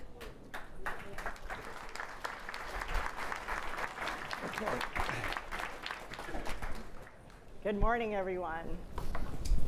Before we start, I want to get a quick poll of the room. How many people here have friends, family, loved ones who've been affected by Alzheimer's disease? Wow. And cancer. Okay, so quite a few. And we are fortunate, we have just heard very powerful stories from the patient perspective, and we're fortunate today to have with us two experts on Alzheimer's and cancer to really talk about the scientist view and what it takes to bring therapies for diseases like Alzheimer's and cancer to reality. Maria, I'd like to start with you. We saw in the opening video, Peter and Joanne. I got to know them very well, and you hear them talk about hope. We've had some disappointments in Alzheimer's with studies on promising Alzheimer's drugs in recent years, a string of them actually. What do you tell people like Peter and those in this room who just raised their hand? Is there reason to hope? Yeah, and that's a very good question, and we get asked that all the time at the Alzheimer's Association, as you can imagine. Certainly losing two parents in the last 2 years, myself and our family, also drives that home. Like, what is there for our loved ones? And I think with the negative headlines, we certainly know that we have had some trials that we will have to learn from that have been reported. But this is a time where I feel the excitement of the scientific community really coming together. We are harnessing that knowledge that we've obtained. And we're going beyond, what you just heard, the plaques and the tangles, the hallmarks of Alzheimer's. We're going beyond that to understand that in a person whose average age is 73, there's a lot more going on. And I'm so proud of a partnership between the Alzheimer's Association and philanthropist Mikey Hogue called Part the Cloud, that in the past 5 years, for $30 million, has funded 39 early stage clinical trials in almost every other arena, including inflammation, including stem cells and cell growth factors. So we're opening those doors to go beyond, and we haven't done that in the past. But it's time to get innovative and accelerate the pace. Is the fact that we haven't had a national Alzheimer's program, which we now do, when it was created a few years ago, what difference has that made, and is that part of the reason, do you feel, that we weren't able to really delve into some of those possibilities in the way that you perhaps would have liked to? Yeah, and that's a great question. We were actually the 7th country to create a national plan to address Alzheimer's, and the Alzheimer's Association wrote that plan over now almost 10 years ago. It was passed by President Obama about 9 years ago now, and we have, I think it's so critical to create that plan so that all of us, all the federal agencies, all the philanthropists and private sector, all the hospitals and the physicians can sort of get on that same plan, because we weren't. We were on separate paths. And that's not good for a disease that's accelerating, and more baby boomers are turning 65 and in that age bracket of highest risk. So I think we are very hopeful. What it's also done is ensured that there's funding. And we've talked about HIV, AIDS, and what it did for cancer, and what cancer is doing now, and helping us all, and many living and being cured of cancer. And we need to focus like that. Those billions of dollars that we've neglected Alzheimer's and brain diseases for decades have got to change, and that is starting, and our Congress is recognizing it, our global leaders are recognizing it as well. And Carl, you're a cancer researcher. Yes. I'd like to draw a parallel between perhaps where we were with blood cancers, maybe decade and a half ago, where using the immune system to battle a cancer sounded like a great idea, but really wasn't reality. Talk a little bit about, you are responsible for developing the CAR-T therapy, which has made a huge difference in the lives of many people with leukemia and lymphoma. It's a cell therapy, it's new, it's very innovative, hadn't been tested before.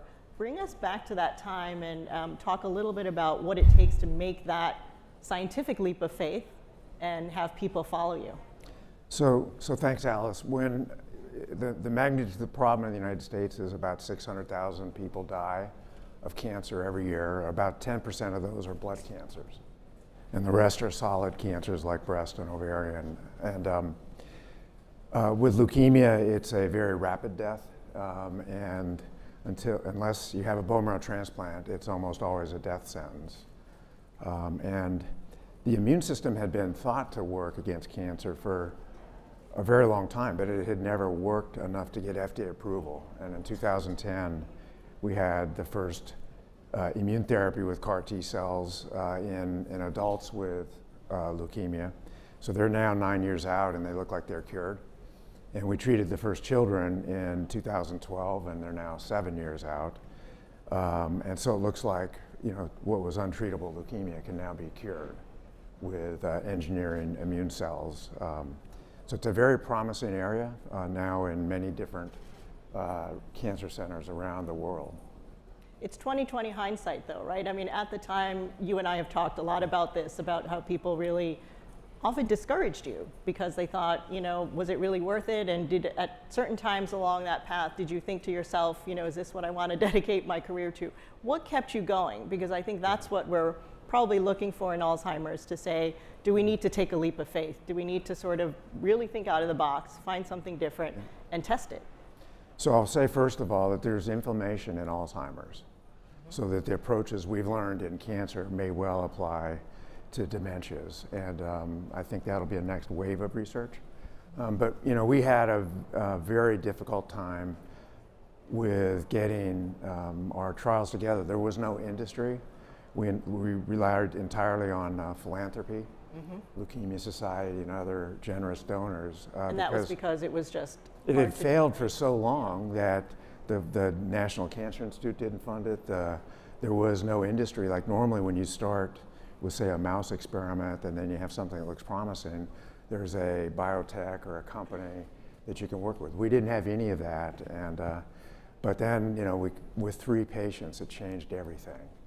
That's what we learned. You can have a tipping point with a disruptive therapy, and we had 3 patients who had fatal leukemia, and all 3 had responses. And we've talked also about how, you know, there's a lot of borrowing from different fields. So HIV has served as a model in many cases for cancer care, where we now have combinations of therapies the same way we do to treat an infectious disease like HIV. Maria, what lessons do you see as you're looking at the landscape now from what we can now do with cancer? What lessons do you see? What would you like to see happen in the field of Alzheimer's as far as new trials? Well, what we've tried to do at the Alzheimer's Association, and in particular through this Part the Cloud program, which funded an inflammation challenge a few years ago, and funding biotech and innovative research that will make a difference, is try to really take higher risks. Because you're right, I think we have been, certainly in the Alzheimer field, have been more conservative than we should have been. And some of that is lack of funding, but some of it is that we've not been pushing. So we're pushing now, and we have to take examples like these wins that we've had in cancer, because you're right, all we need is to just crack that window open, and we can open the floodgates, and that's what we're looking to do right now. We have inflammation challenges that will help us, and sparking that through philanthropy is key, and that's, again, going to be a game changer, because not only do we have philanthropy right now, but we also have the focus of the federal government that can spur and take on those discoveries and amplify them so that biotech and pharma can continue to move forward. Let's move a little bit from treatment to prevention now. And there's also been a lot of activity and interest in the blood biomarkers, the tests for Alzheimer's and cancer, with something as simple as, you know, reading something as simple as blood. Maria, how far are we, and how important is it, and how do you decide when you're dividing resources, limited resources? How do you decide, you know, is it 50-50 to prevention, treatment? How do you make that decision? Yeah. Well, you know, for us, I think what's important is to understand that we need both of those. We need both early detection and we need the therapeutics. And we hope that it's all moving forward synergistically, and we do our best to kind of shepherd that and nudge it that way. If we don't have early detection, we can't, as you heard in the earlier panel, kind of find those individuals that are on the pathway. Because ultimately, we don't want to be diagnosing people who already have a dementia. We don't even want to be diagnosing people who already have mild cognitive impairment. We want to be tracking this and making sure we address it as very mild, subtle symptoms start to happen, perhaps in our 50s.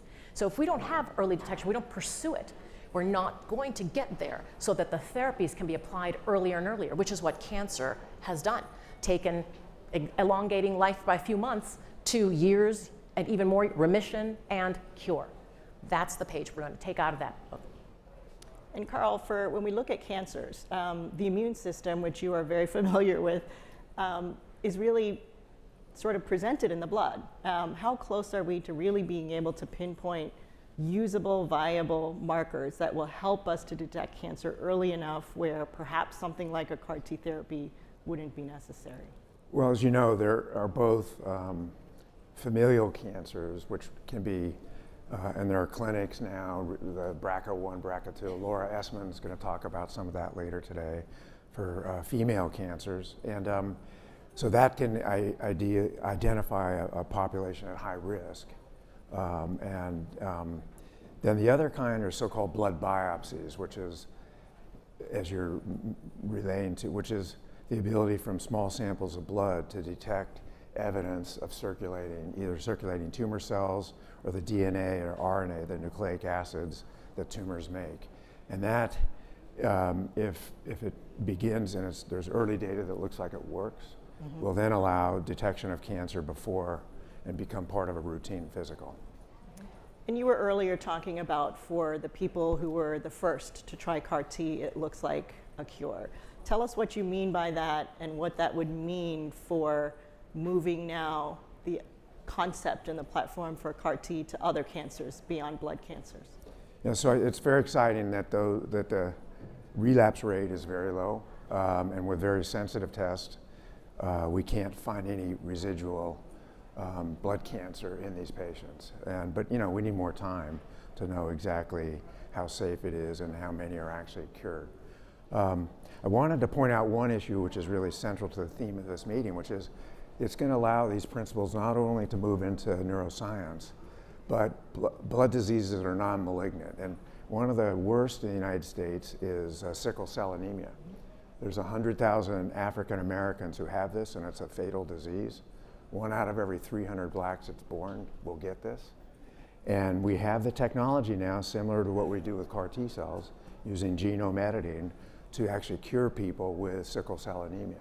Right now, they usually die by the time they're 30. But it's going to we need a major political regulatory change because these people, many do not have health insurance because of the epidemiology of that disease. You raise a very good point about the cost. Yeah, it's only maybe 3 years away. Right, and that's an issue that you've seen too with the CAR T as well. Yes. Yeah, so access is clearly one of the themes of this meeting, as you say, Carl, and one of the things that we have to grapple with as we develop these innovative therapies and find ways to make them available to more people. Maria, I just want to go back to you and ask you then, when you look at where we are today with Alzheimer's, are you optimistic that we will get to the point where we can either, in Dr. Oz's case, be able to be smarter about finding cases like his mother's sooner, whether it's with a biomarker test, a blood test, or whether it's through improved education for helping people to really recognize and accept, the symptoms when they see them? Are you optimistic that we'll get to a point where we will be able to treat Alzheimer's the way theoretically we should, catching it early, having good treatments for it once we do? I really have never been more optimistic than ever when I stand in front of the Alzheimer's Association's International Conference, the largest on Alzheimer's, and I welcome over 6,000 researchers to our conference, all attacking this disease from different angles.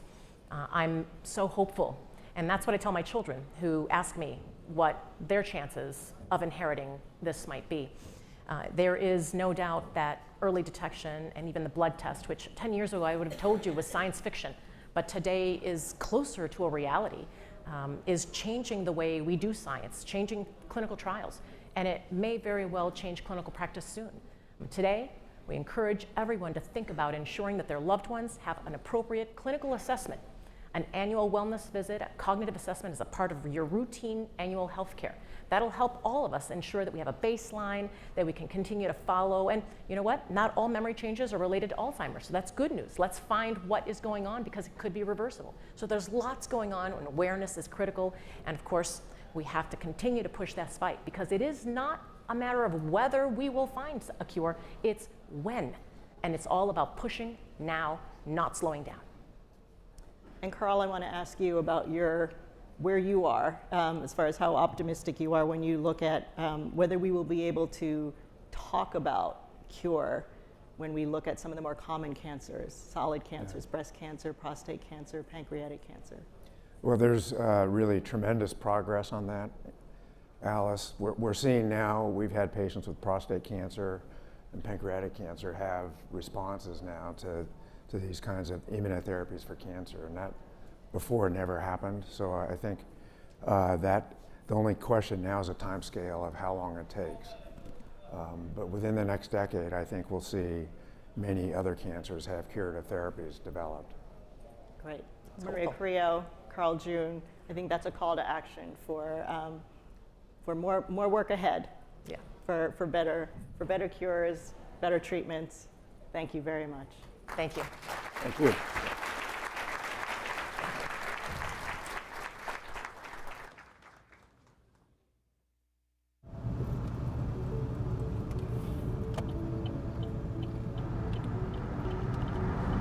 All right, will you put those back for me? Side pocket.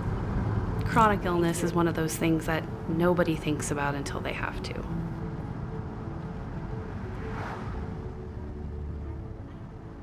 West Virginia has done so many things right as far as healthcare is concerned. I tell people all the time, and I'm being very serious, that if I had gotten sick in Florida or Texas or South Carolina or Tennessee, there's every chance that I wouldn't be alive.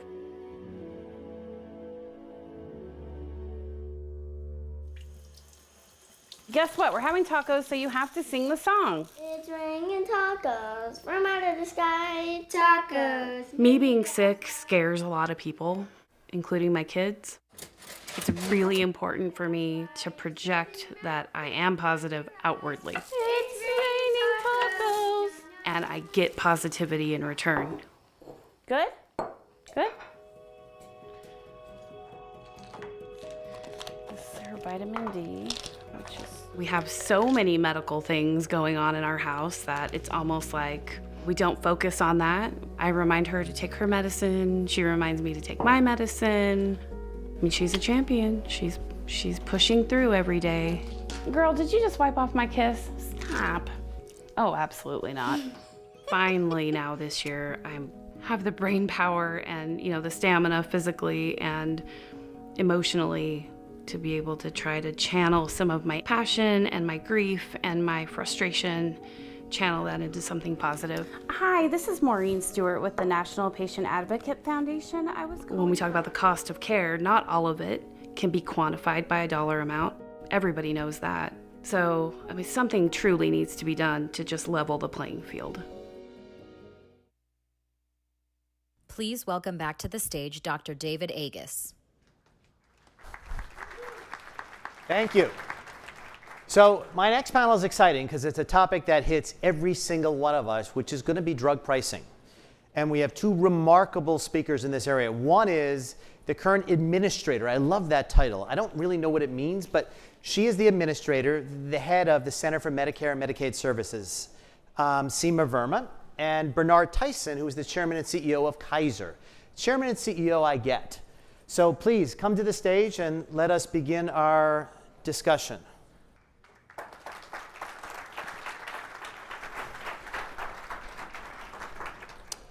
All right. So, Seema, you've got a big budget. I had a big budget. What is your budget? $1.3 trillion.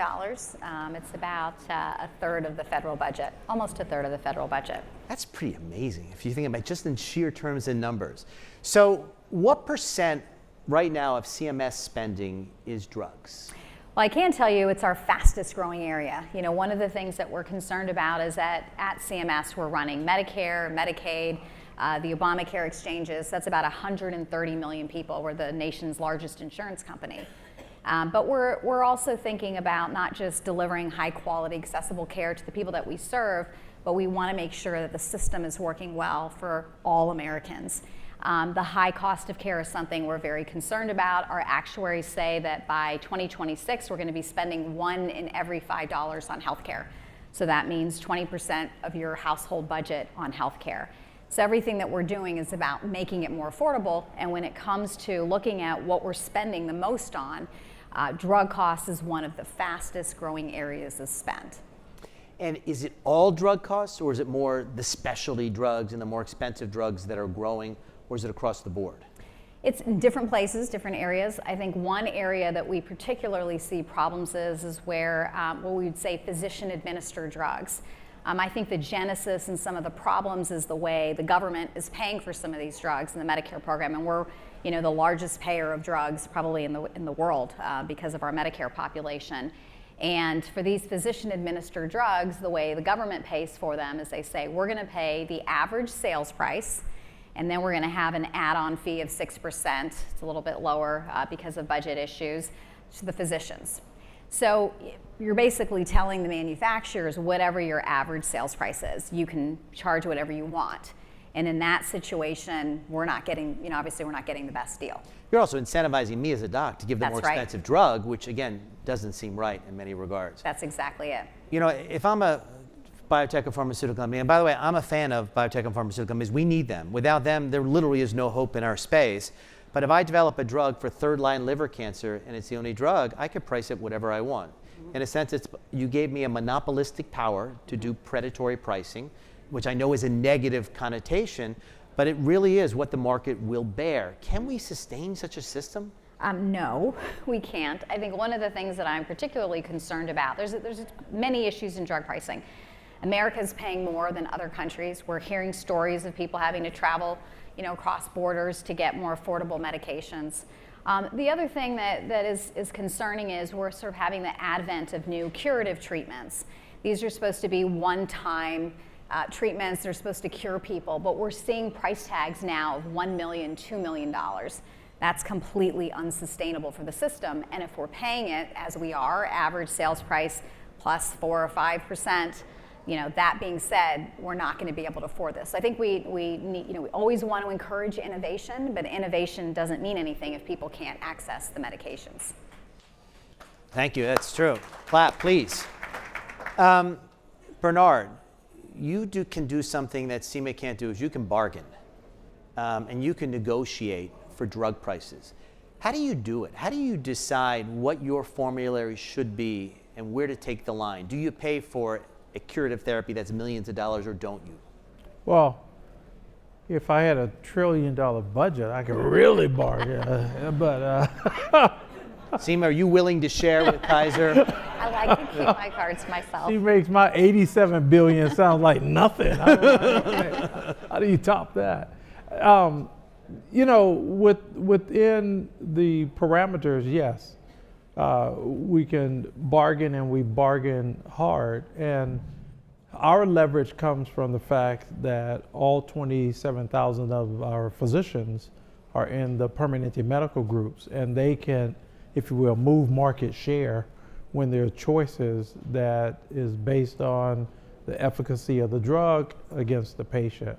So there's a high compliance, if you will, to the protocols for drug usage that's owned and managed by the physician group. And that means a lot, because then you get consistency of drug uses based on the indications, as you know. Mm-hmm. So that's very important. But it's within limits, and I think Seema covered it very well.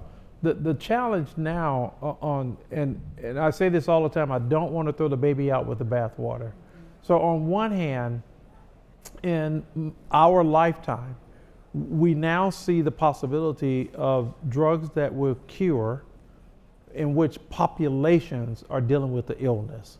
So the hepatitis C, there's been drugs in the past, as you know, specialty drugs that have dealt with this, but they've been for a very small portion of the population, very expensive, and we all applaud the great work. And there's never a question that we publicly talk about in terms of the affordability question of it. But you get another drug now that can cure hepatitis C. And what an amazing thing.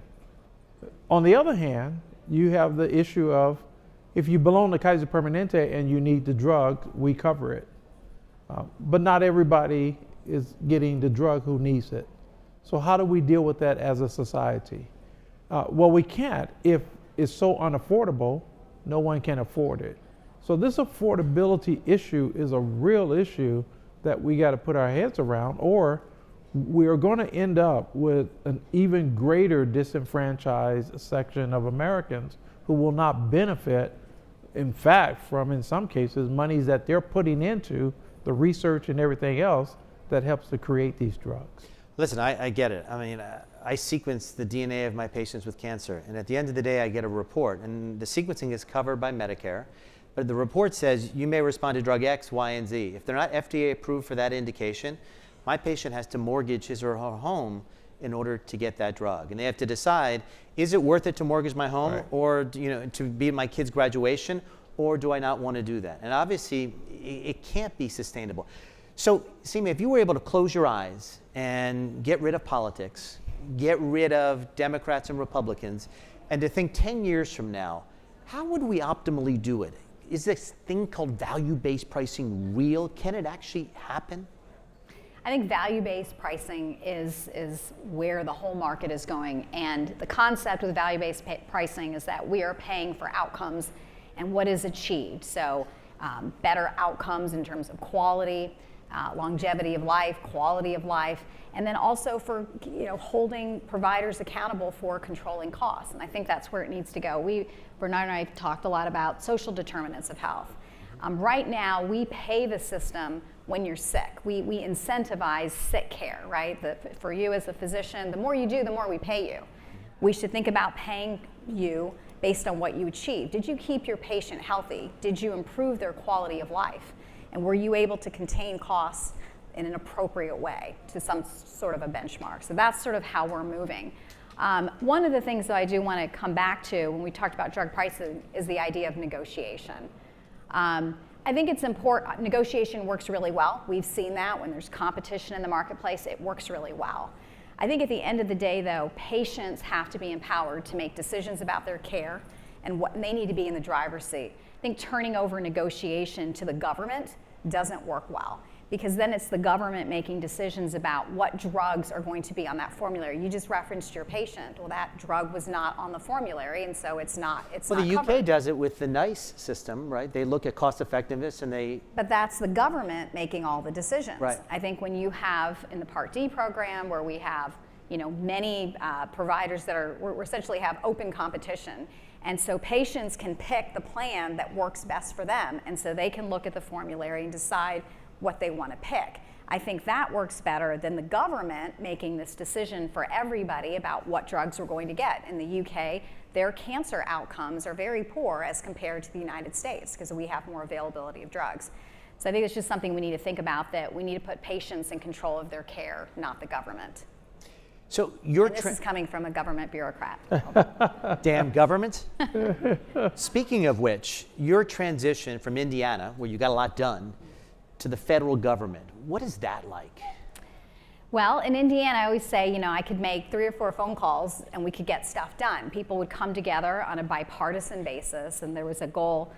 In DC, it's an extraordinarily bureaucratic process. I always say, it's a darn near miracle when we get a regulation out the door. I mean, it takes the government for even small and routine changes, just a long period of time. There's so much bureaucracy, and obviously there's a lot of politics as well, and special interest groups. This is why I'm always very concerned that we're hearing conversations about more government, more Medicare for all. I think those kinds of things are very scary to me because we see the day-to-day problems with the government-run system. We have a very talented team at CMS, and we can see sometimes what needs to get done, but we can't do that because some of the antiquated laws and special interest groups, don't want to make those changes. I think we just talked about drug pricing, and the Part B program is a great example of that. The government says we're going to pay the average sales price. So a lot of the problems that we have in healthcare are rooted in government policy. So I think for my view is that we move to a more competitive environment. The government's role is to create competition and to make sure that patients are protected. What do you think about that, Bernard? Is the government's role to create competition? Yeah, no, I think create the competition. As much as possible, make sure that we're all on a level playing field, that we're playing. The government has a regulatory role to protect the interests of the consumer, to make sure that there are ground rules around how we are to compete and in the best interest of the consumer. And a competitive environment will create better results. And I think that that's the way to go. I think that the idea of Medicare for all I would argue that we have enough in the toolkit right now. We need to continue to refine it and to change it and to move it forward.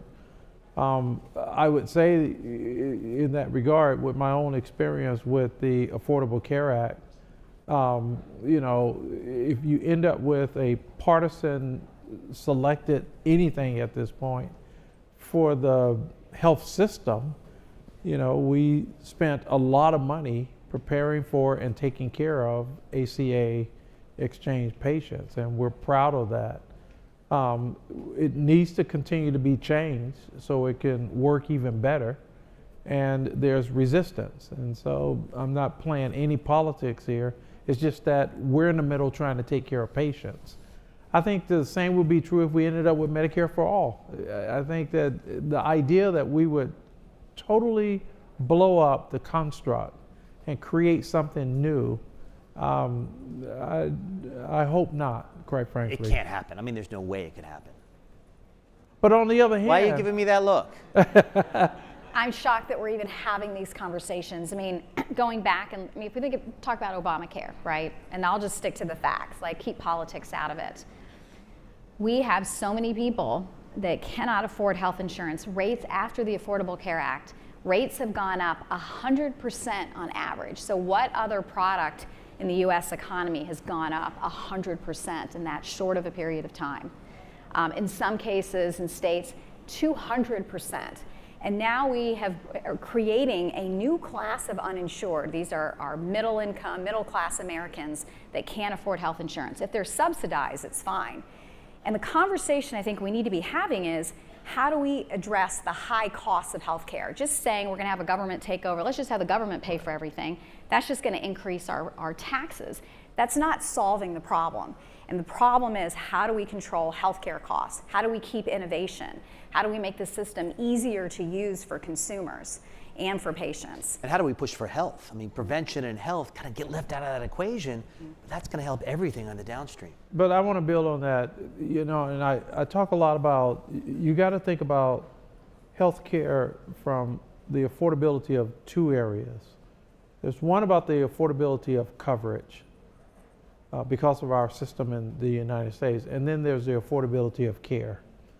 So what has happened over the last, let's say, decade is that the insurance industry have created a variety of products that ends up with a premium point that one would say is affordable. Right.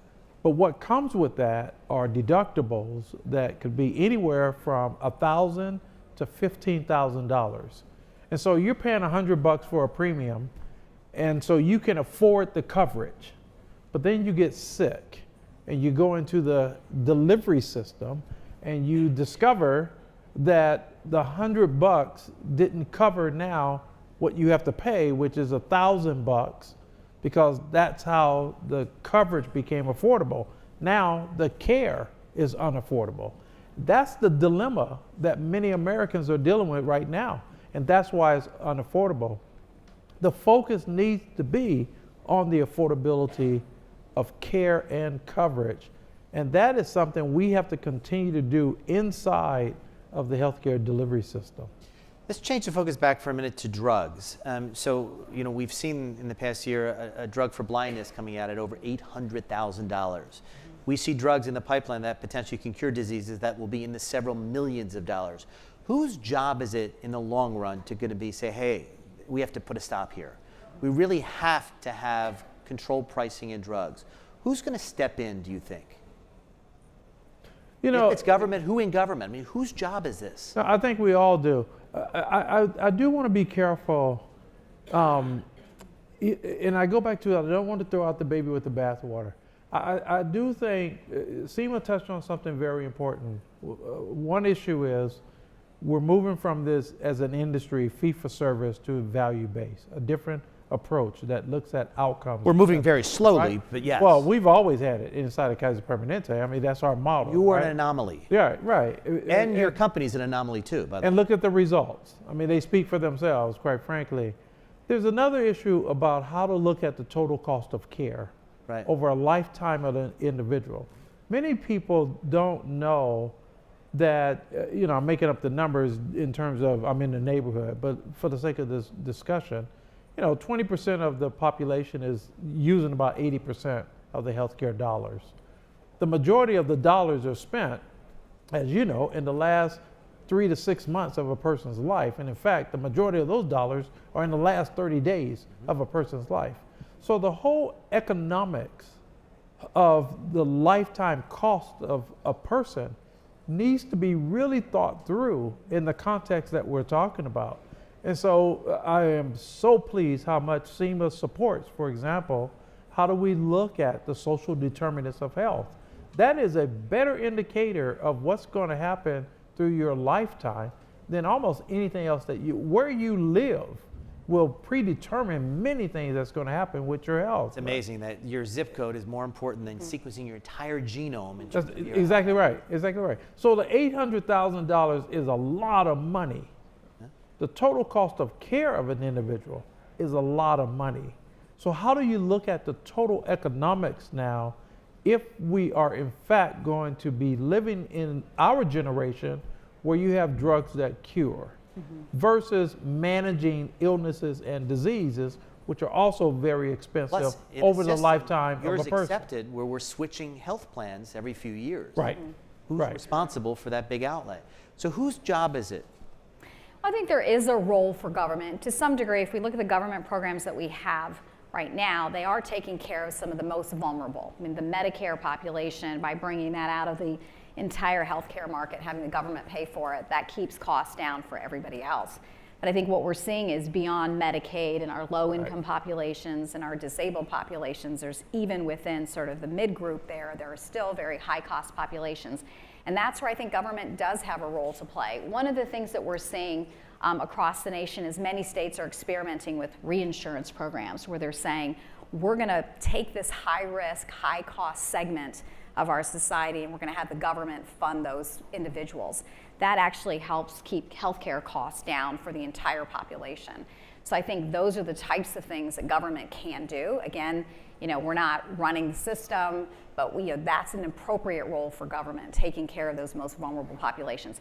On the high-cost drugs, I think this is a discussion that we need to have. I mean, if it's your child or your baby that's blind and could benefit, of course you're going to pay whatever that price tag is, you're going to want to pay for it. It's your loved one. That being said, the system can't afford it, and we need to think about a new paradigm. We were able to patent a gene in this country until several years ago, and the BRCA test costs $5,000. The Supreme Court said you can no longer patent a gene, and that test now is $70. So a remarkable democratization of a technology. The problem is these new drugs, again, it is more predatory pricing. So I still don't know whose job it is to make that determinant. Is it going to be the president? Is it going to be legislature to say, hey, we need to have a czar on drug pricing? We don't have the authority today, and I think that's why we hear so much about the president really pushing hard on drug pricing. The president understands that this is important to our entire healthcare future, addressing drug costs. We've put out proposals. I think the president's prepared to move forward on that. Congress is debating this right now, and we hope that they will come together and develop a bipartisan solution to this. I don't understand that word, bipartisan. We talk about the high prices. I mean, the ramification of low prices is seen today where a particular chemotherapy drug for children called vincristine, there's no supply of in the country because the profit margins were so low, the company said, hey, why should I make that much of it? And for a number of reasons, we have a national shortage of it. So the other side is going to be critical too. Somebody's got to be in charge here. And I'm not quite sure, obviously who, and that scares me. Well, in most of the industry, the government plays a regulatory role in different segments of it. We have it on our health plan side. We have it in care delivery. I do think there's a role to be played with the government in making sure these kinds of issues aren't happening, quite frankly. The second one is, we talk a lot about the runaway pricing around specialty drugs, but generic drugs now are also going up, and Americans are very frustrated with the price of insulin today versus what it was 4, 5, 10 years ago.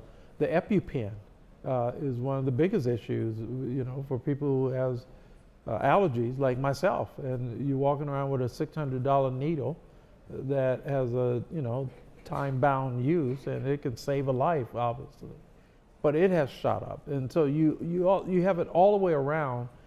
And if we are going to focus, as we should be, seriously on affordability, we have to all be in. And I don't want to blame one part of the industry. We all have to work together to create a different kind of value proposition that is going to be more affordable. I agree with you. I mean, we keep talking value-based care, but I don't even know what the word value truly means. So defining it is going to be critical, and it has to be a multi-stakeholder plan. And I think we're all praying for that in the field. I mean, both of you are tremendous leaders praying for it, but it's just not happening, and it's not happening quick enough. And I think we see that. I mean, in the case of BRCA, right, it took over a decade for the Supreme Court to make that decision. Hundreds of thousands of women died in that course because they couldn't pay for access to look at their own DNA. They couldn't pay the ransom there. Are you hopeful in the next 18 months we're going to have progress here? I'm always hopeful. I mean, I think that the American people are demanding that. I think what we hear day in and day out, healthcare is one of the top issues. I think people are fed up with the system. I think they like their doctors, they like the care that they're getting, but they're fed up with the system. They're tired of surprise bills. We're hearing about predatory practices of hospitals that are going, not-for-profit hospitals that are going after people, for bills when they're being charged, huge list prices. So we're hearing about those kinds of things. We're hearing about providers that are blocking patients' access to their healthcare records. So I think we need to come together, as Bernard said, come together. We all have collective work to do, but we need to listen to what the American people are saying. Are you optimistic, Bernard? Oh, very much so. I think that, the advances that we're making in the medical field is unbelievable, and everyone should be benefiting from that. Inside of our system, we take care of 12.4 million people, and it's all coordinated and connected. The fact that you can now come in the morning and get a joint replacement and go home that evening. The fact that we can monitor your care remotely with technology. You could go in for a heart procedure in the morning and you're walking in the afternoon. Tremendous progress that we all should be benefiting from in this country. So the haves of the world, we on this stage, the cost of care, yeah, we can complain, but we have different options.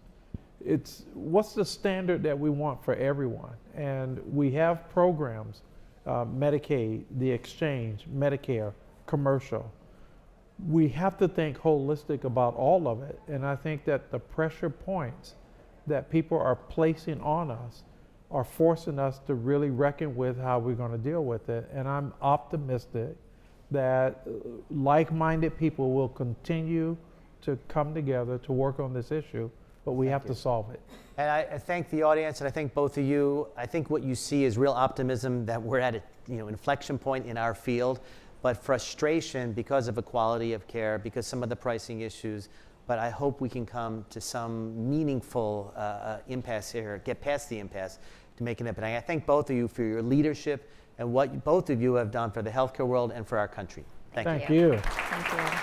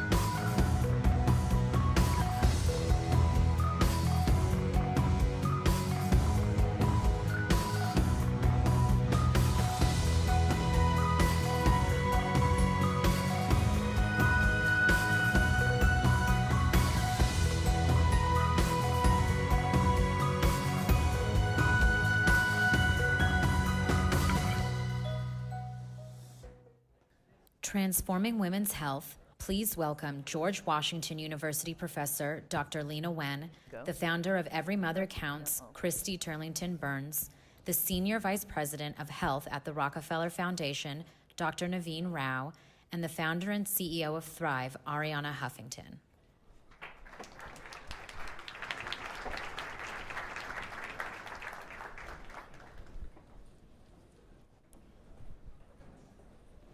What a great morning this has already been. And I'm delighted now to bring a great panel together to discuss the transformation of women's health. Dr. Lena Wen has spent her entire career expanding access to healthcare to those who need it most. Most recently as the president of Planned Parenthood, and now as a professor at George Washington University School of Medicine, before that as the Commissioner of Health for the City of Baltimore, et cetera, et cetera.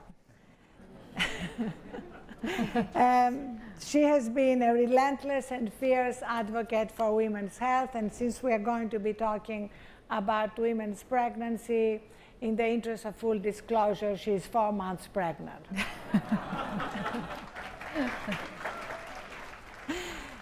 With her second child. Christy Turlington Burns first came to public attention as a supermodel, but she has since then become a force in global maternal health.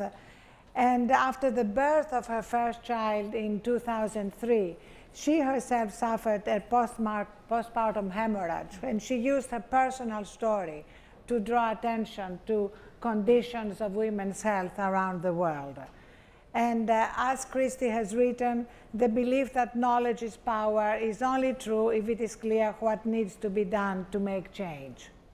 Dr. Naveen Rao is the Rockefeller Foundation's Managing Director for Health. His work there includes collaborating with community health providers all over the world. And he came to Rockefeller from Merck, where he led Merck for Mothers, then $500 million initiative to reduce maternal mortality worldwide. So thank you so much all for being here. Welcome. Thank you.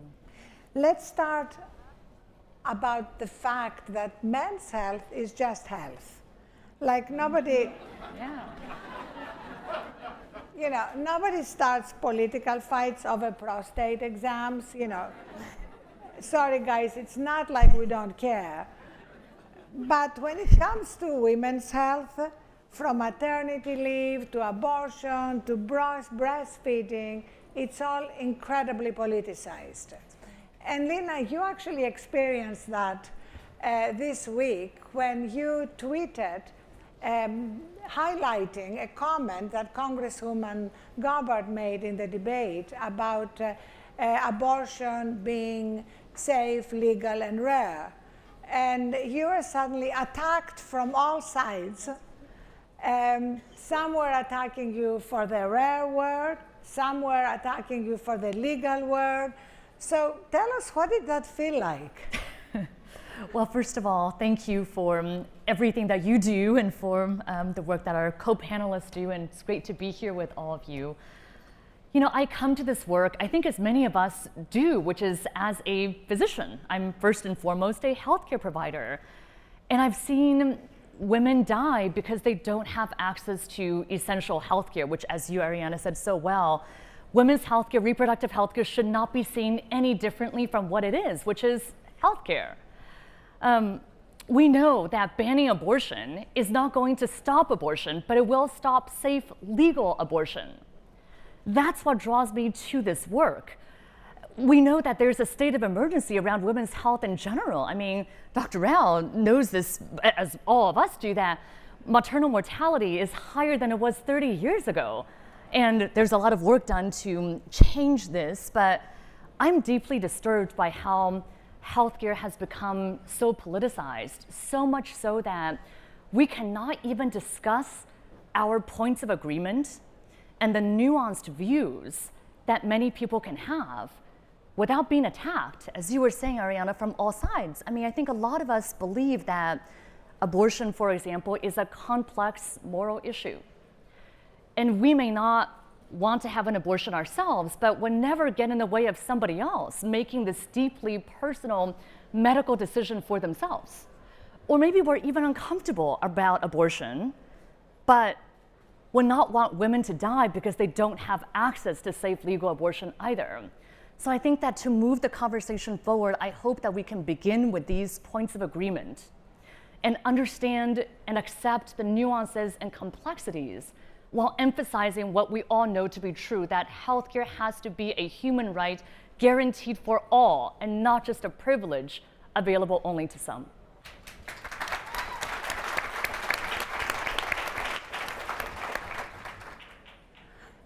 If anybody wants to add anything. I mean, I would add just that we were talking backstage, and the idea that even maternal health starts when you become pregnant is a fallacy. It starts in adolescence, and we don't even have access to sexual and reproductive health information at the right age that would prepare us for these other important transitions of our health for the rest of our years. It begins at adolescence, and it ends, at the end of your life. So I think that's just an important thing to remind people. And from my perspective, this has been going on from time immemorial. All the battles have been waged on the woman's body, and this has been from the birth of civilization, and I don't see how and when we will change it unless, as you're saying, we understand our differences and willing to talk. And in this day and age, to still be no different than where we were thousands of years ago, that is what is shameful. And Christy, you have taken such a leadership role when it comes to the need for medical research and to be much more equal in terms of women being part of the research. Just one example, cardiovascular disease is the biggest killer of women, and we know that symptoms, risk factors, outcomes are different, but women are only 1/3 of the subjects for research. So what can we do about that? Well, the first public health work that I did was around tobacco prevention and cessation, and in 2000, I believe, was the very first Surgeon General's report on women and tobacco, and that's what shocked me and got me more interested in women's health. Our bodies are incredibly different. We cannot be looked at in the same way for heart disease, for cancer, for any of our health conditions, honestly. But because of our reproductive systems, we are more susceptible to a lot of things. And so it really is important that we are looking at human beings equally. This is really a gender equality issue at the end of the day. And there isn't enough research, in part because it's difficult to study pregnant people. There's a lot of work now focusing on the study of the placenta, because a lot of the complications and causes of death are related to the placenta. Mine was. And we don't know enough. And so it's one of those areas that I think is really lacking and could use a lot of funding. And Naveen, you have done a lot of work around the need for data and technology to be more equally distributed, because we now have this digital divide when it comes to the availability and use of data and technology around women's health. No, I absolutely agree. So the problem statement here is, unfortunately, that in this day and age, the act of giving birth is still the most dangerous thing a woman can go through. And it need not be like that. And the reason why women die during pregnancy or childbirth, mostly preventable. And so the analogy that comes to my mind is the 24 hours around the birth, that if that is a day, so that's one day. Most mothers, most women give us 364 days of the year. All they say is that give us that one day, protect us when we are vulnerable, and we look away. And that has been going on, again, since the birth of civilization. That act of giving birth is dangerous, and unless you're there, and the irony is most of them are preventable, those deaths are preventable. So one of the reasons why we feel optimistic going forward is the power of data science. Data science has disrupted all your lives. I mean, today, all of you check your weather forecasts, all of you do GPS, all of you, I mean, even 10, 15 years ago, these were not there. So our lives have disrupted, but that has not come through on public health, and definitely not come through on the woman's side, and the mother and child side. And so I feel optimistic that if we do it right this time, that we will not allow data now to become the social divide, the class divide. I mean, just as today, if money is the class divide, those who have more money have better health than those who do not have more money. Unfortunately, I believe the class divide of the future will be data, and if you're not careful, those who have access to data will have better health than those who don't have access to data. And that's how it's headed. And even within the data divide, or the data inequity that is exacerbating health inequities, it's between countries, in the country, and in the same community is gender divide again. One small example is if you go into the rural villages in India or Africa, and this is throughout my travels I've seen, is that in the same hut, if the man is the farmer, today he's got on his phone apps with weather forecasting, tell him when to plant, he knows what the price of the crop is, when to sell. He has those tools. And his wife, who's the community health worker, has 6 registers that she's filling out in the same community. Why is it that there is this data divide, inequity, and if you're not careful, that will continue to happen? But I still feel optimistic that data and predictive analytics and tools are the way out of this.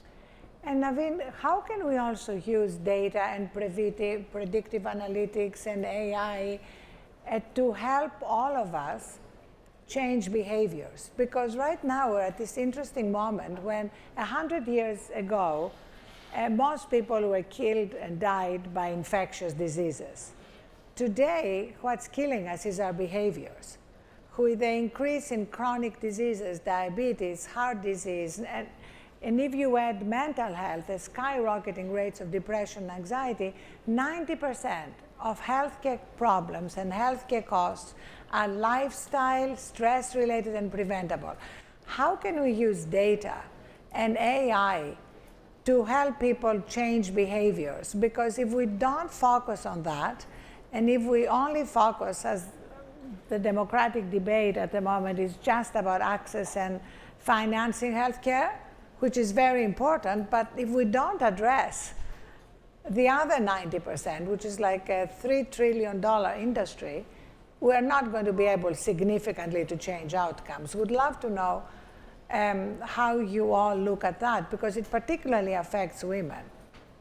So I personally subscribe to the philosophy that all the answers to all our problems have already been discovered, but by some other industry. So if you really look at it from what you're asking, how come the gaming industry has figured this out? They know, based on your social profile and where you buy, what you do, what kind of game, how to get you hooked, what are the incentives. So how can we learn from industries that have understood how technology can help us get better at behavior change? One small example is that we currently, and I'm going back to the community health worker example for maternal health, we paint community health workers with one brushstroke, that they're all the same. We all presume if we send them texts, they will know what to do, and that their incentives are the same, they all come from the same background. But that's not how the industry who wants to sell you something does it. So can we learn from the industries that have used technology for behavioral change? And there are many examples where if you actually profile them with background, find the right incentives, and then get the right messaging through, technology can help us with behavior change like nothing else has in the past. Can I just add to that? When you bring up community health workers, it just makes me think of how important and how sort of lost sometimes as simpler solutions can be. And I do think that positive modeling in terms of health behavior is the most effective way to change behavior. When you have a person in a community who is seeking healthcare early on, exploring their options, coming back and sharing with their neighbors and their friends what that experience was like, ultimately, you know, like that's the kind of that's how we operate, really. I mean, women do anyway. I don't know if men always do, but women certainly do. So technology is so critical and so important, but in the hands of people who are also working with those simple solutions that we know, a human being that's trained and has the right kinds of leadership skills with technology is the best combination we could have. And Christy, what you bring up, I think, is such a good point about that high touch model too. It's a core principle of public health that you have to find the most credible messengers to reach people where they are. In Baltimore, we have a very successful program called Be More for Healthy Babies that within 7 years reduced the infant mortality in our city by 38%. And also critically closed the disparity between Black and white infant mortality by over 50% in that same period. Thank you. And by the way, I just actually wanted to take a moment in mentioning Baltimore. This morning, we found out about the passing of one of our great heroes and my personal mentor, Congressman Elijah Cummings, who was absolutely essential in so much of our work in promoting health equity, reducing disparities in Baltimore and all around the country. He was instrumental in a program like this too. And he often liked to talk about how our conversation would not be complete unless we also mentioned that choice is predicated on privilege. And we need to bring that into the conversation, and therefore that improving health as a metric is not enough unless we also very specifically focus on reducing the disparities that bend the arc of our universe away from justice. Yep.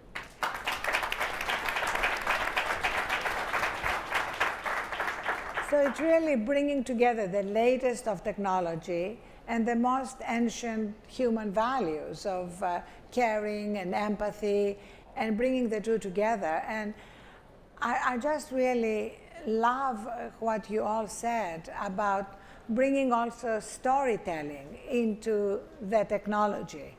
And you have the examples. I mean, Christy, the fashion industry, we should learn a lot from it.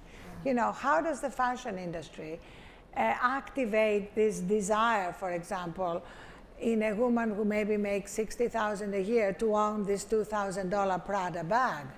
You know, how can we take, as you said, what the fashion industry knows, what the gaming industry knows, and use them for good to improve health?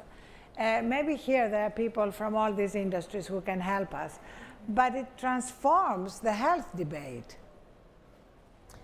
Yeah, I mean, I can't really speak on behalf of the fashion industry because it's been a while that I've been immersed in it. But I would say any corporate has a role to play in this, from the policies that they have for their employees. You know, maternity care, family leave policies are instrumental. So when I am around people in the fashion industry, that's the kind of role that they can play in terms of leadership, right? This is an industry that's mostly serving or selling to women. So the idea of also really thinking about what kinds of policies are going to improve the experience of their female employees is a really important place to start. Last May, the World Health Organization acknowledged burnout as an actual disease syndrome, and women are particularly affected by it. You know, women in particularly stressful jobs have a 40% greater incidence of heart disease and a 60% greater risk of type 2 diabetes. So how can we use everything we've discussed here around data and storytelling and human wisdom to also help all of us change the way we work and live? Because so many workplaces are now fueled by burnout, but women are paying a heavier price. And if you add to that the growing addiction to social media and technology after work hours, we are dealing with a real epidemic. Would love to know what you think we can do differently. It's hard. I mean, I think part of the issue with this, how difficult this question is so often women are the caregivers for everyone around us. And we take care of our spouses, our children, our parents, and not always take care of ourselves. And I know that for me, my family learned this the hard way when my mother was not diagnosed for over a year before she finally learned that she had breast cancer that by then was metastatic.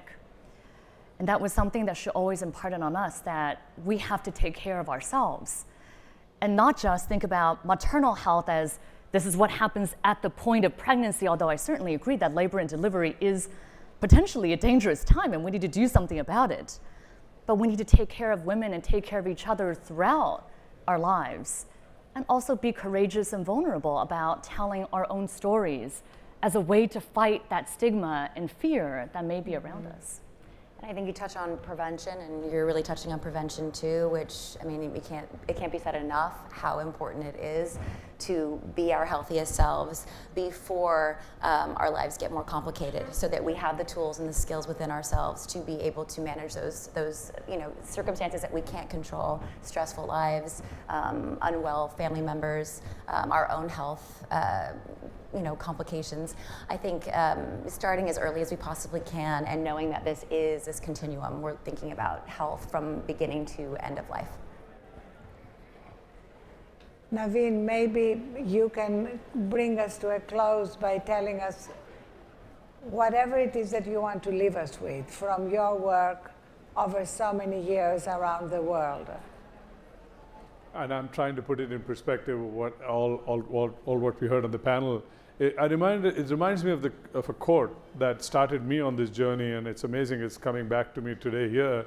It's by an Egyptian obstetrician called Muhammad Fatala, and he said it very poignantly. He said, in this instance, it's about women dying, but you can substitute that for any of the comments that my co-panelists have made. Women are dying not because we don't know how to save them. They're dying because we have yet to decide they're worth saving. And as a man, I'm ashamed.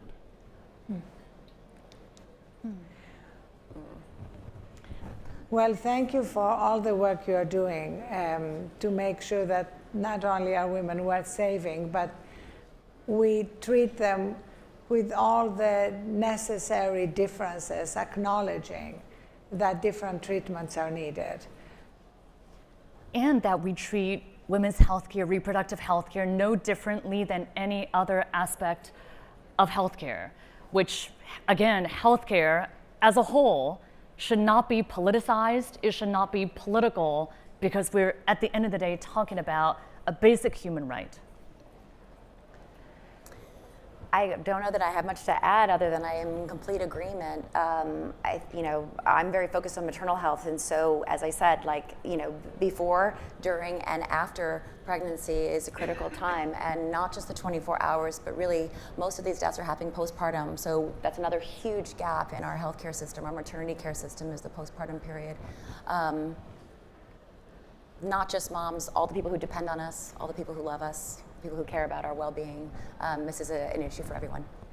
And with so many amazing people here from the healthcare industry, it would be great if we all join forces to truly focus on prevention, both when it comes to reproductive health and to all the chronic diseases that are killing millions of Americans every year, and also millions of people around the world, and broaden this debate beyond how best to manage what is effectively now a disease system. Thank you all so much.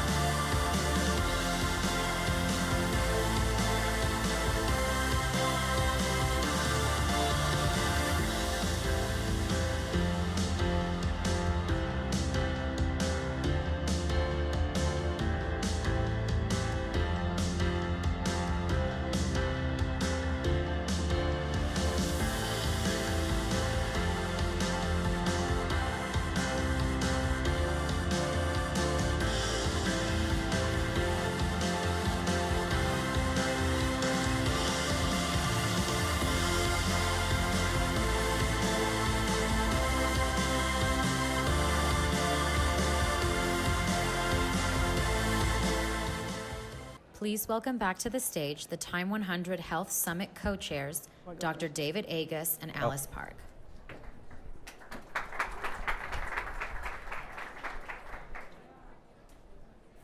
Thank you, David. You're welcome, Alice. So you can't have a health summit without including some of the very exciting startup companies that really drive the innovation in this industry.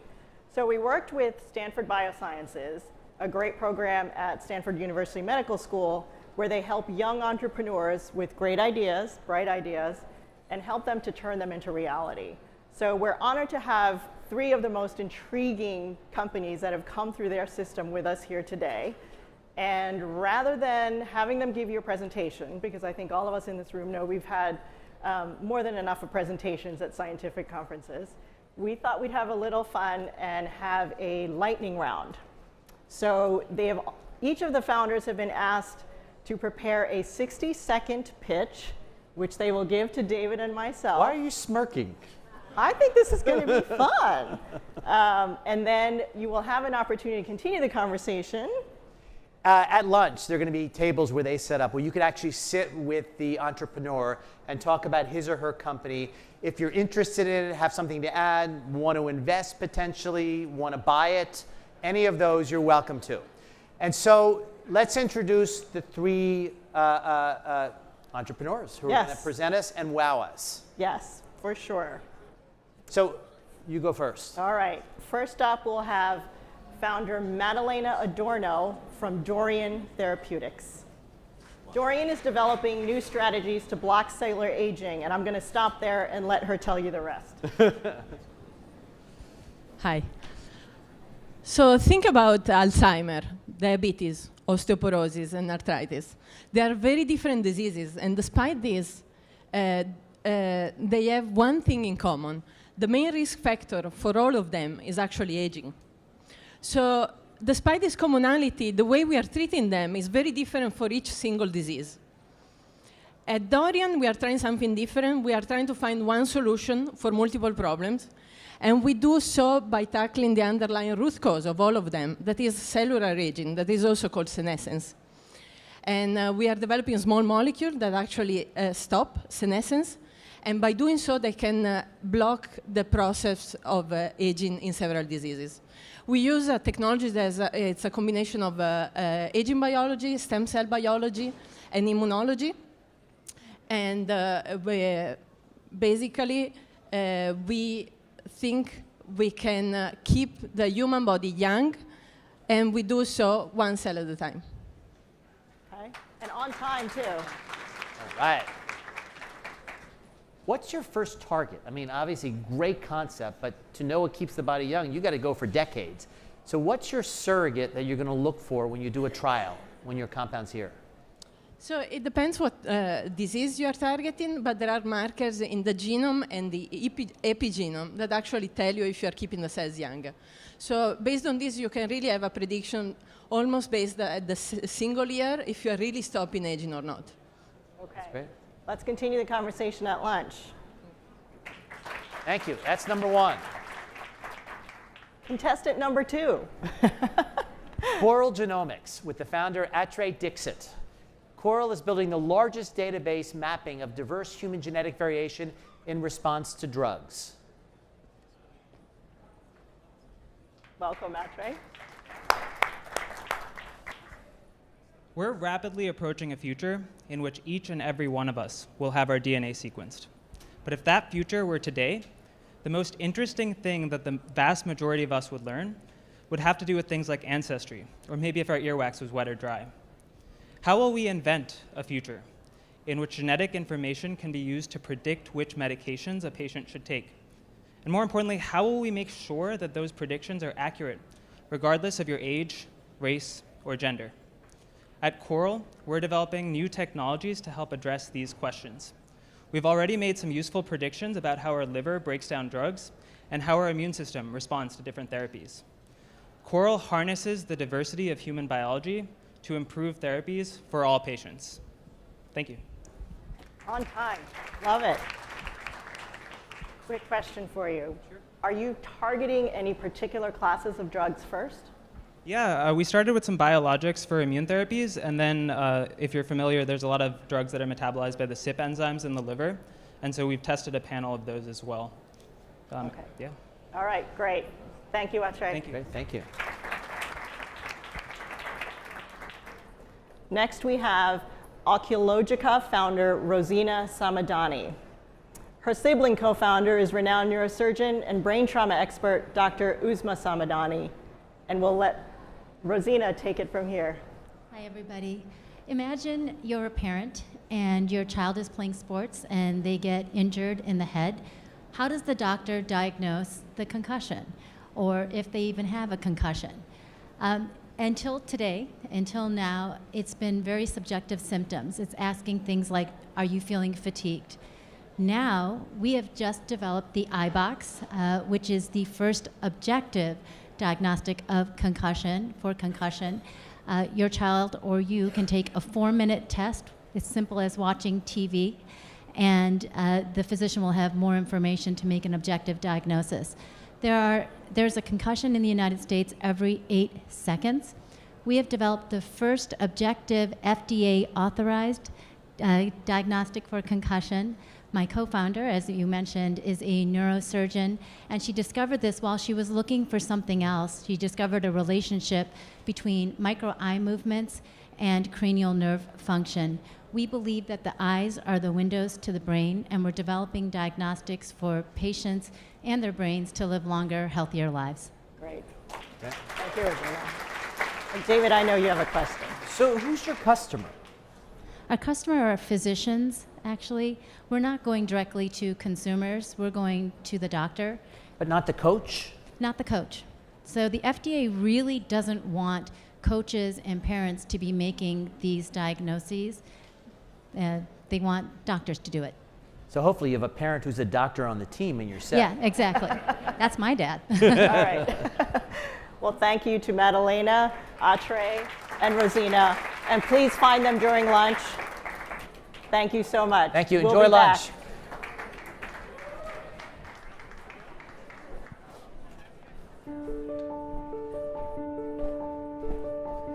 Thank you, thank you.